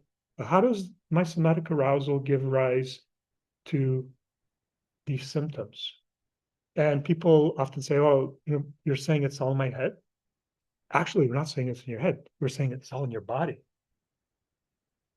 All right. So, but this is what it means to be trauma informed. Because if you're not trauma informed, you don't understand this. And a lot of medicine isn't trauma informed. Doesn't pay a lot of attention to the physiological arousal of the body. Okay, so let's move on to the second big piece of the DMM, which is the PI model, which I showed you earlier. Now I'm going to go through it because this explains, also has to explain more how pathology develops. So this is tracking the development of secure and insecure attachment through the lifespan. Okay. So the study of human personality development involves looking at the continuous process of change that occurs in humans through their lifespan. Okay? We've already explored Erik Erikson's developmental model, right? Trust versus mistrust, etc., which looks at the psychosocial tasks individual must accomplish as they mature. Okay, that's the developmental model. So, but psychosocial development isn't the only aspect of development that people have studied. People have studied many other types of development. So many other aspects of human development have been studied, including physical development, obviously, different when you're like a baby than when you're an adult. Brain development, your brain changes as you get older. Intellectual development, interpersonal, so how you deal with other people changes through the lifespan. Moral development changes, right? There's stages of moral development. Spiritual, kinesthetic, which is like how you move and stuff. So people have studied many different types of development. Okay, I'm not going to go into that, but the Ainsworth-Main model, ABCD model of attachment, is limited. We already said this, in that it's not a developmental model. It studies attachment, but does not track how the attachment adaptations evolve over the lifespan. Okay, this is a repeat of what I said before. And I've said also that the DMM addresses this gap. The DMM tries to be a developmental model. So it tracks how attachment evolves over the lifespan in the same way that Erikson kind of talks about different tasks that you have over the lifespan. So the DMM looks at how attachment manifests as a person develops from infancy to adulthood. And I think like some of you may already identify with the attachment style expressions that we discussed when we talked about the secure, the insecure, avoidant, anxious, and disorganized. Me like, that makes sense. I kind of identify a little bit with that. Now, the hope is that as you hear about, what Crittenden's come up with, kind of like, oh, I identify that too, okay, because she goes a little deeper into this. Okay. Yes.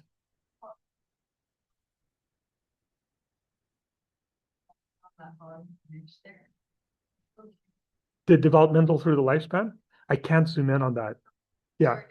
No, that's okay. But if you want to go to the slides, right, they'll be on the website. Yeah. Okay. So, okay. So let's look at the DMM first piece. So there's two parts to our talk today, to our discussion. The first was the distortion of information. Okay. This is the second big part of the presentation. So there's two. There's not like 100. So don't worry. Okay. But so this is kind of like a little bit different from the distortion of information, but it's related. So to understand how attachment issues lead to distortions of information exchange between the three information centers and distorted affect and cognition, and how this leads to psychological problems arising in the course of human development, we have to understand Crittenden's PI model. Now we're going to try to understand the PI model. The DMM classification circle maps self-protective attachment strategies that come online as the person matures. And you'll see, we'll go one at a time here.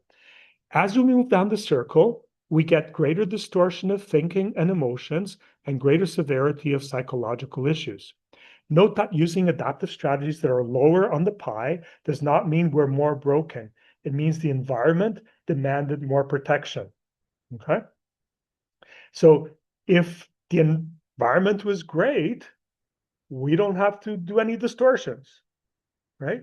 But the more difficult the environment is, the more we have to kind of distort information, the lower we go down on the PI.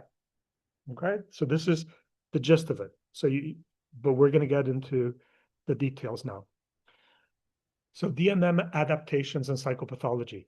In the DMM model, adaptation survival strategies emerge in a sequence that follows development. Okay, the adaptations develop in a sequence. Early in life, children rely on simpler adaptations to stay safe and maintain attachment. So a little simpler.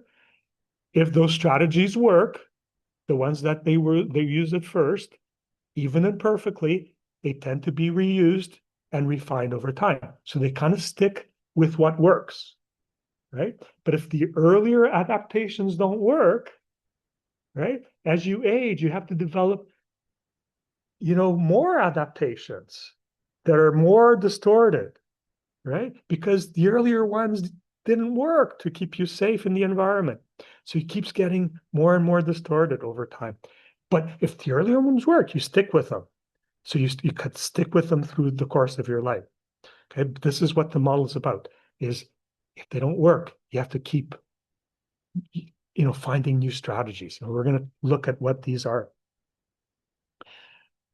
More complex, intense, or extreme adaptations don't appear unless the earlier ones fail to provide enough safety. When a child repeatedly discovers that a younger strategy doesn't protect them, their system is forced to upgrade to a later developing strategy. These later strategies can look more severe or pathological, not because a person is worse or they're bad or they're mean or whatever, but because the environment required stronger measures to survive. So they're going to look, as we go through these strategies, they're going to look, oh, this looks like more severe. But what she's saying is that it's not more severe. It's that people have to do that to survive. They just have to resort to like kind of more extreme adaptations.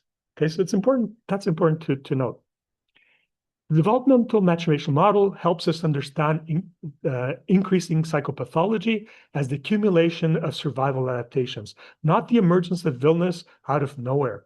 When earlier, simpler strategies fail to keep a person safe, emotionally or physically, the nervous system is forced to adapt later, more powerful ones. Each step up the developmental ladder involves greater distortion of information, more intense arousal, more rigid patterns of thinking and relating. So at the bottom of the circle, the Crittenden circle, is psychopathy.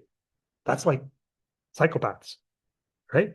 And she's saying even that is an adaptation. It's a developmental adaptation.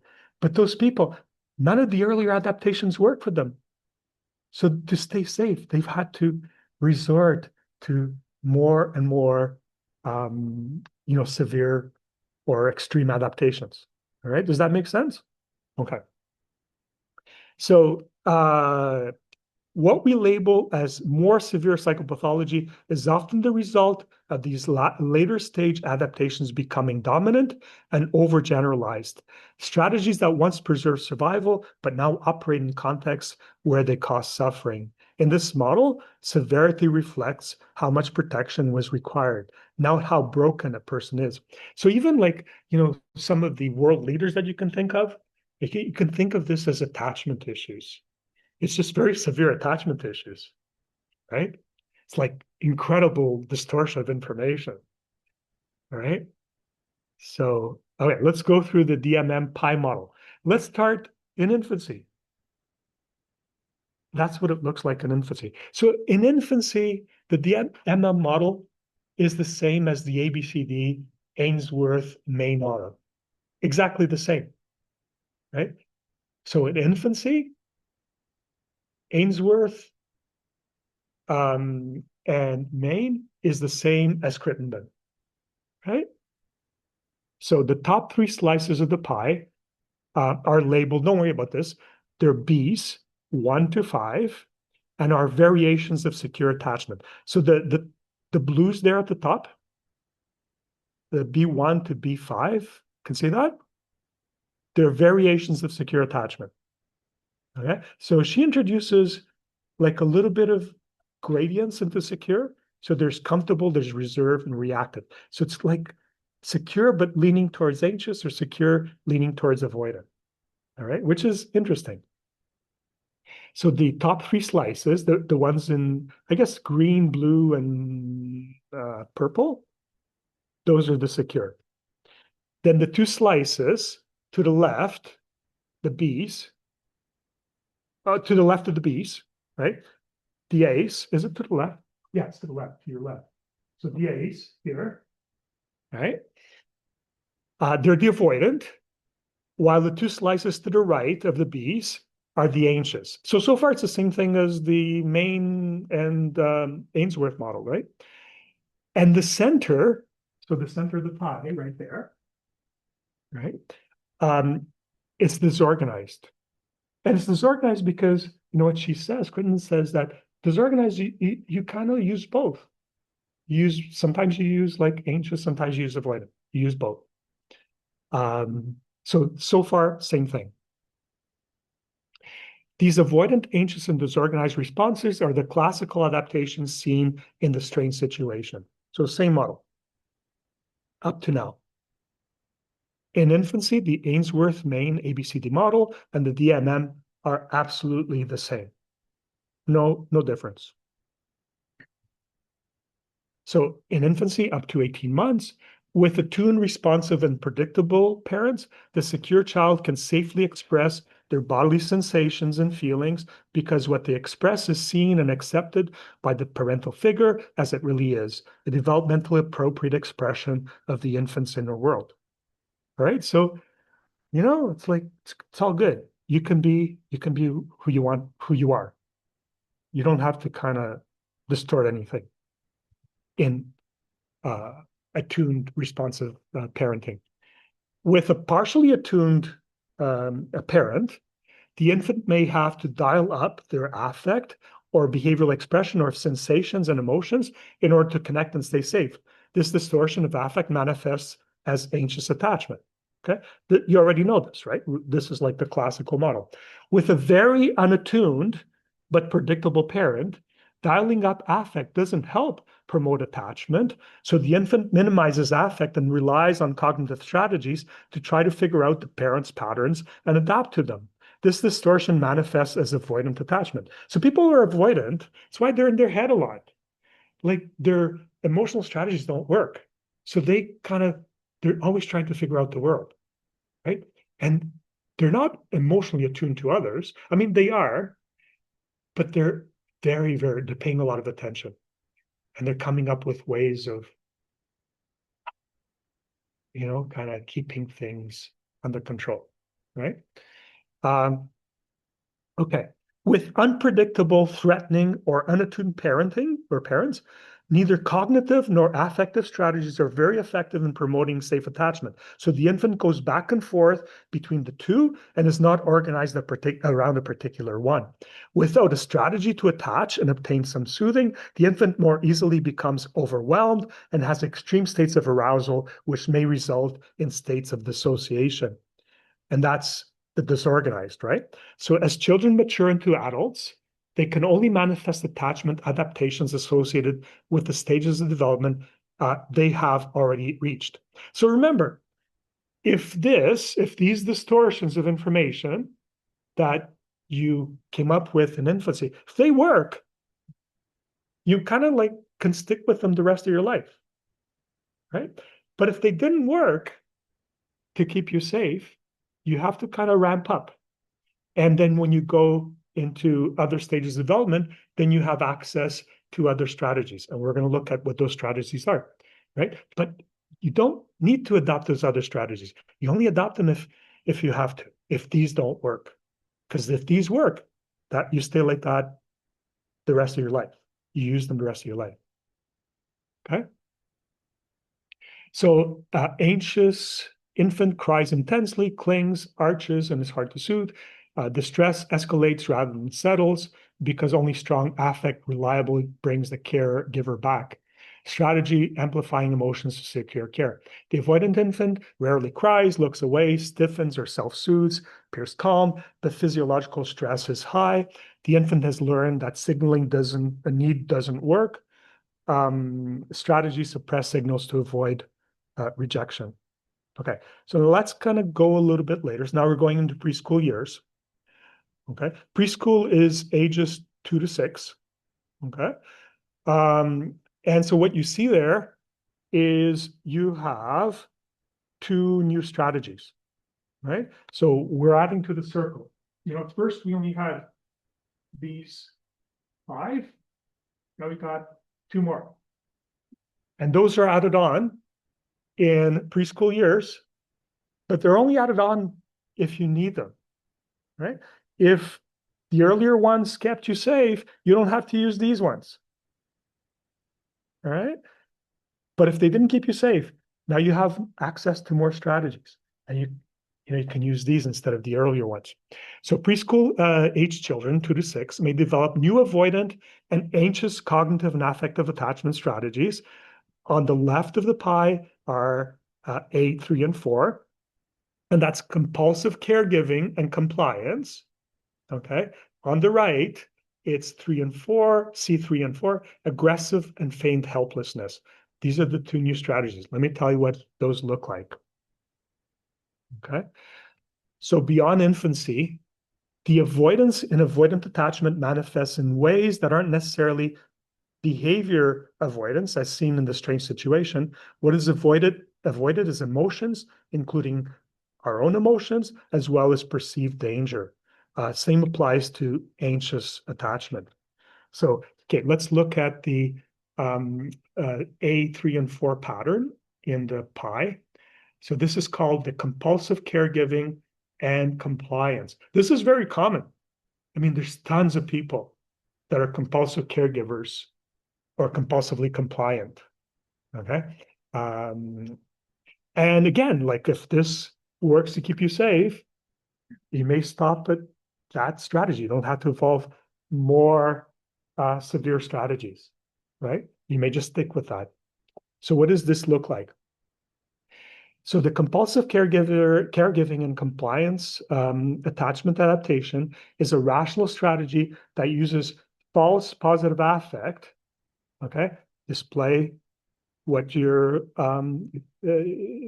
emotion, display of emotion, doesn't correspond to what you're feeling inside, while looking after an incompetent parent and hiding or suppressing feelings of hurt and abandonment. So you have feelings of hurt and abandonment, but on the outside, right? So this is what the apparent competence we were talking about. That's what it is. You're a caregiver, right? This strategy says, I need to take care of my mother so that if anything goes wrong, she's there to protect me. If she's depressed, I'm going to comfort her, bring her things, and be cheerful.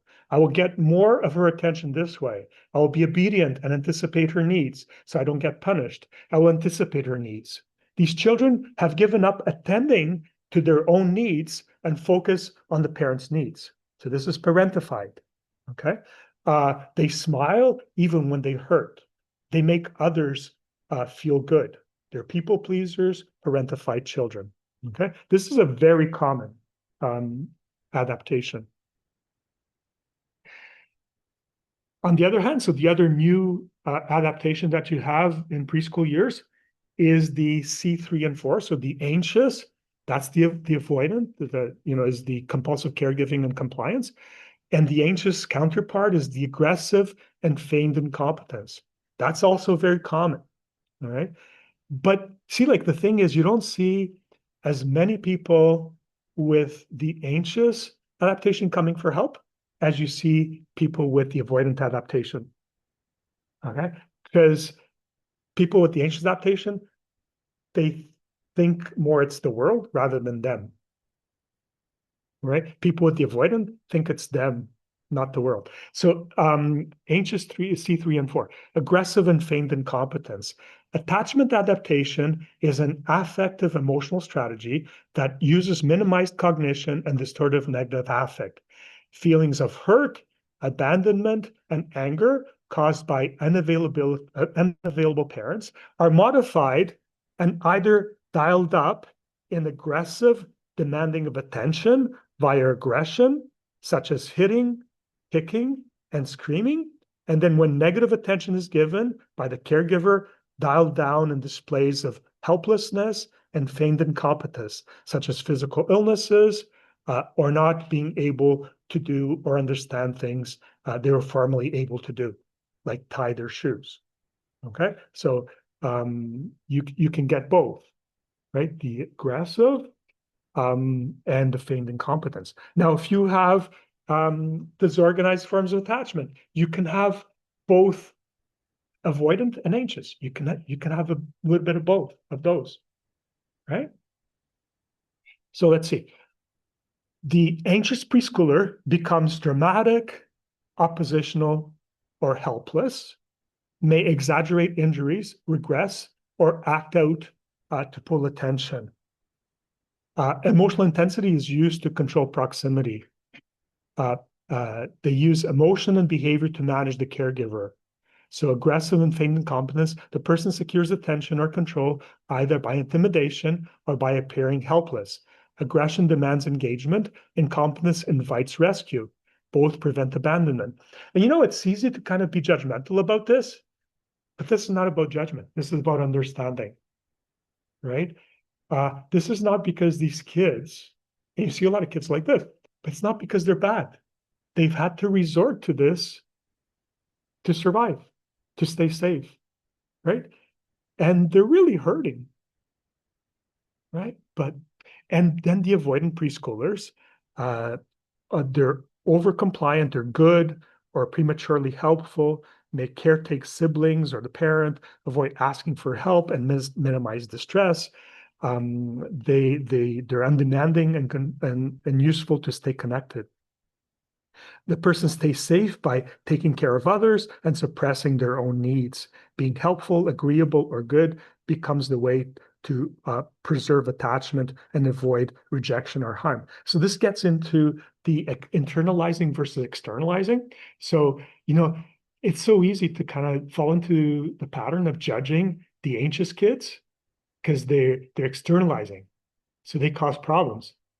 Whereas the avoidant kids are internalizing. So problems are all within them. They're like to the environment, they're perfect, but they're both equally suffering. Okay, they're both equally distortions, right? So we have to avoid being judgmental. Okay, now we move into the early school years. And early school years, now we're talking ages 6 to 12. Ages 6 to 12, you're only adding one new, and so these developmental strategies, they're actually, they're not invented. In the same way that you have the strange situation, Crittenden studied kids in these ages and saw these patterns.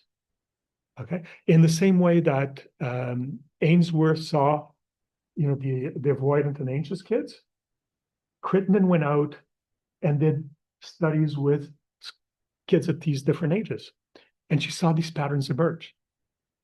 Okay, so this is not like made up. It's, there's a lot of evidence for it. So school-age children from ages 6 to 12 develop a new anxious attachment strategy to the right of the pie, and it's C5 and 6, called punitive seductive. What does that look like? So this is ages 6 to 12. And so it's an anxious adaptation strategy. So this is going to be externalizing. It's going to be easy to kind of judge these kids, right? Because they don't internalize, they externalize. Easier to, we tend to judge externalizers, not internalizers. So the punitive seductive attachment adaptation is an emotional affective strategy in which the cognitive information transmitted is false. The child lies as a way of maintaining connections. Emotional strategies rely on trying to seduce others by flattery, praise, attention, and punishing those who cannot be seduced. Okay? These are the kids who are bullies, belong to gangs, and steal. The punitive kids use false thinking and deception. They lead you to think you know what they're going to do, and then they stab you in the back. They make you think they really like you. Okay? Again, you do see a little bit of this in mental health, but you see more the avoidant kids. But you do see this a little bit, especially if people have more disorganized, because disorganized, you're going to have a mix of both strategies on both sides, the avoidant and the anxious.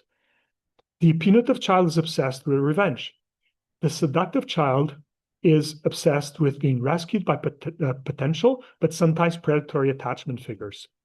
These strategies are learned at home in dysfunctional families as they work better than any other strategies to maintain attachment. So these kids are still like dependent on their parents, right? 6 to 12. Or they may be like in group homes or foster homes and stuff, but they've had the earlier strategies that were a little bit healthier, right? Earlier adaptations, attachment didn't work. So they had to kind of resort to more extreme strategies.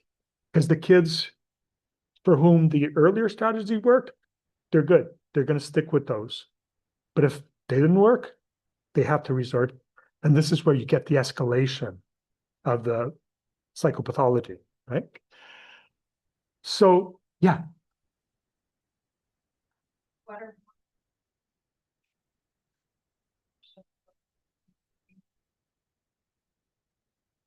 Say that again? For children with attachment disorder. Should the focus really be on improving parent function? Absolutely. Absolutely. We can get into that in the question period, okay? But essentially what Crittenden would say is you have to, because what you get into these kids, the externalizing kids, you get into trying to control them, okay? And that doesn't work at all, okay? What Crittenden says, you have to understand that this is based in fear. You have to recognize their fear, right? The fear that they're not going to survive. So when you recognize that's under everything and you address that, right? Because when you try to control them and threaten them, it feels unsafe, right? You're only kind of making things worse. But we can get back to that. Okay, so anxious strategy. A 6-year-old whose caregiver is inconsistently available becomes highly tuned to emotional cues. When the parent looks distracted, the child becomes louder, more distressed or dramatic. They may exaggerate pain or fear, cling, cry intensely, or become oppositional. Not to manipulate, but to amplify displayed emotion so that the caregiver cannot ignore them. The child feels unsafe unless the attachment figure is emotionally engaged. So you hear about, they want attention, but it's like negative attention. That's totally what it is. At least it may be like negative attention, but they're getting attention because nothing else worked. When they behaved okay, didn't work. So they're trying to get negative attention, right? So it makes sense. Their core strategies maximize emotion to pull the caregiver closer, right? But it's very bad because, finally the caregiver is getting them attention, but it's like an awful interaction. But at least they're engaged, right? So avoidant child, 6-year-old whose caregiver is consistently rejecting or overwhelmed by emotion, learns to downregulate attachment needs. The child appears independent, calm, and easy. They rarely cry, don't seek comfort when hurt, and make care take the parent instead. Distress is minimized or hidden because showing needs leads to rejection or punishment. So this is like the strategies from an earlier. It's not a new strategy. This is from the preschool years. And then punitive seductive, the person alternates between blame and charm. Punishment keeps others close through fear or guilt. Seduction keeps them close through attraction and emotional intensity. Okay, let's look at DMM high model in adolescence. So there's only a couple more. There's only adolescence and then adulthood. There's nothing in between. So in adolescence, puberty, and what you get in puberty is you get kind of like your hormones are kicking in and sexuality is being discovered. So you can kind of expect that the new attachment strategy is going to have something to do with that. And it does, right? So ages 12 to adulthood sees the development of a new avoidance strategy. So just one, to the left of the pie, so here. And I'm not sure about the terms. They're kind of, I think they're evocative, but they can be kind of a bit judgmental, but terms she chose. So A5 and 6 is called compulsively promiscuous and self-reliant. All right. So let's see what that looks like. Now, keep in mind a couple of things.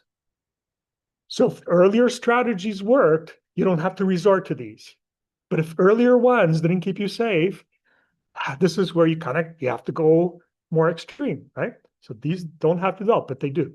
So keep in mind that highly stressed children often become adolescents or reach puberty faster than those who are less stressed. Okay, that's kind of a physiological thing. So kids that are stressed, you get into puberty earlier than kids who are not stressed. Okay, that's just how physiology works. So these kids, this may present quite early, right? So what does compulsively promiscuous and or self-reliant adaptations, what do they look like? The common denominator in these two strategies is the absence of or shutting down of the capacity for emotional connection to others, because that connection was never present in the relationship with caregivers. Okay, they wanted to kind of forge this connection. That's what attachment is about, but they couldn't. So these kids don't know what love feels like, right? Real love, like being connected. So emotional connection and love is substituted by compulsive self-reliance, in which the adolescent doesn't need anyone. Okay? This contrasts with the healthy self-reliance seen in adolescents who can make intimate connections. So it's normal for adolescents to become self-reliant, but they can still make intimate connections. This is different from, I don't need anyone. I'm not going to get close. And I'm sure you know adolescents who they're like that. They don't need anyone. They're compulsively self-reliant.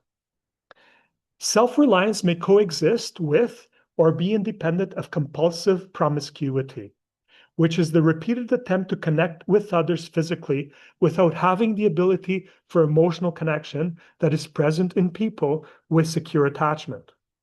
Consciously, individuals crave connection, while emotionally they can't stand it. Hence, emotions are dialed down.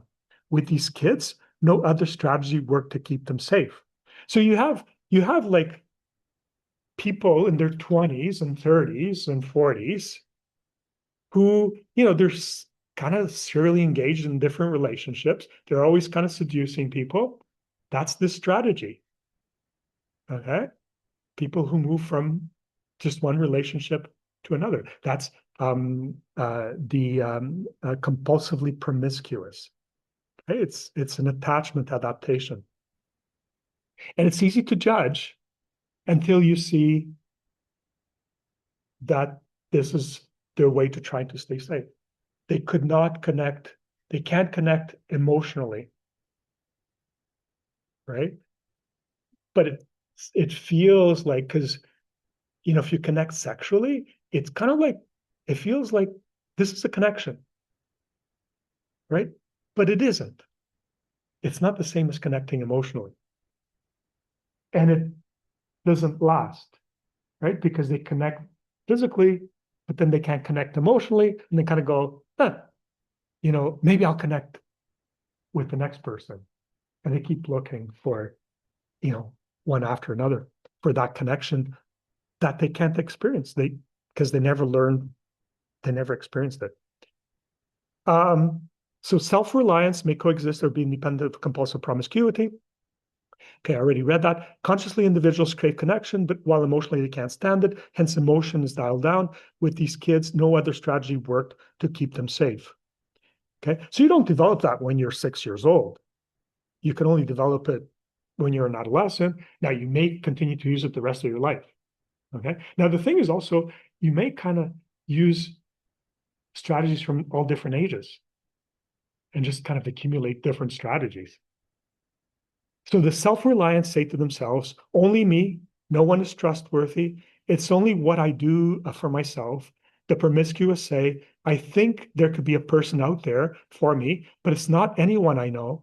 It could be a stranger. They make superficial relationships that they carry to physical intimacy very quickly, then find the person doesn't live up to their expectations, and they go back to compulsive self-reliance. These kids are often depressed They also run physical and psychological risks as they deny or repress negative affect. I don't feel pain. I'm not frightened. So the anxious adolescent, they're emotionally volatile, preoccupied with relationships, sensitive to rejection, use anger, drama, or crisis to keep others engaged. Thinking becomes affect-driven.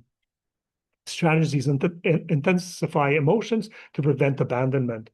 And the avoidant adolescents, they're emotionally shut down, dismissive, or hyper-rational. Value independence, avoid vulnerability, may withdraw or appear detached from peers and family. And their strategy is attached emotionally to avoid needing others. And the compulsively promiscuous or self-reliant, the person avoids dependence by either keeping relationship superficial and replaceable or by insisting on radical independence. Attachment is tolerated only when it doesn't create vulnerability. Okay, and this is the last part. So you can breathe a little easier. So the last ones, the last three pieces of the pie that develop only in adults, right? So adults develop three new strategies. They may develop, you don't have to, right? To the left of the pie and their avoidance strategies. So A7 and 8, delusional idealization, externally assembled self, and to the right, the anxious adaptation, C7 and 8, menacing paranoid, and at the bottom, the AC, disorganized, and that's psychopathy. Let me tell you a little bit about that. The A7 in the delusional idealization, attachment adaptation, delusional positive affect is present as negative emotions are completely buried, and what the person feels is the opposite. Okay, examples of this, so their body is telling them one thing, but what they feel is completely the opposite. Examples of this are the hostage syndrome, or the idealizing of the person that endangered you and you could not protect yourself from. The delusional person denies the information that the perpetrator is dangerous and idealizes them instead. Okay, the person also creates or imagines events that did not happen. Okay, you see this like sometimes, if you go to women's shelters and stuff, okay, part of them's like running away. And then after a little while, right, you kind of go, oh, but they were so wonderful, right? And, it's kind of like, it is an emotional strategy. And it's interesting because, some people that we work with, they kind of feel that. They feel, oh, this person was so great, right? And one part of them feels that, but another part, like rationally, they kind of go, why am I feeling that? But when that emotional part takes over, it's so powerful, right? And this is like where IFS meets this stuff as well. And you know what I'm talking about, right? Okay. All right. So A8, externally assembled self, attachment adaptation. The self is not generated from within, but rather from without. The person is given information about who they are, often by professionals, and then offer that information as who they really are. These are often inconsistencies, and there are often inconsistencies, there are narratives, as they are often told in the third person, so-and-so says, I am this. Okay, and then C7 and 8, menacing and or paranoid attachment adaptations. The person is constantly suspicious of and or threatening towards everyone. And finally, AC, psychopathy, attachment adaptation. The person unconsciously makes up a persona that perfectly connects both cognitively and emotionally with whoever they are with. Psychopaths feel like they are everyone's soulmate, except it's totally unreal, something others eventually learn. They are connecting chameleon geniuses. So psychopaths, they even in forensic settings, even working with forensic psychiatrists, right? A lot of forensic psychiatrists fall for this. They kind of go, oh, this person, they're so wonderful and they're reformed, that they've changed because they're perfect. They're just so good. And they've had to develop this adaptation, just kind of sensing what that person needs, right? And they kind of totally are what that person needs. So they become this person's soulmate, except it's not real, right? But they're so good at it. That person totally falls for it, right? So that's pretty dangerous, right? Because it's not in their it's not in the interest of the other person at all. They'll betray you at the first thing, right? So these strategies are very difficult to work with therapeutically, especially without strong motivation on the part of the person or external containment, right? Intelligent psychopaths with good impulse control can be very successful. So, okay, I'm going to finish soon.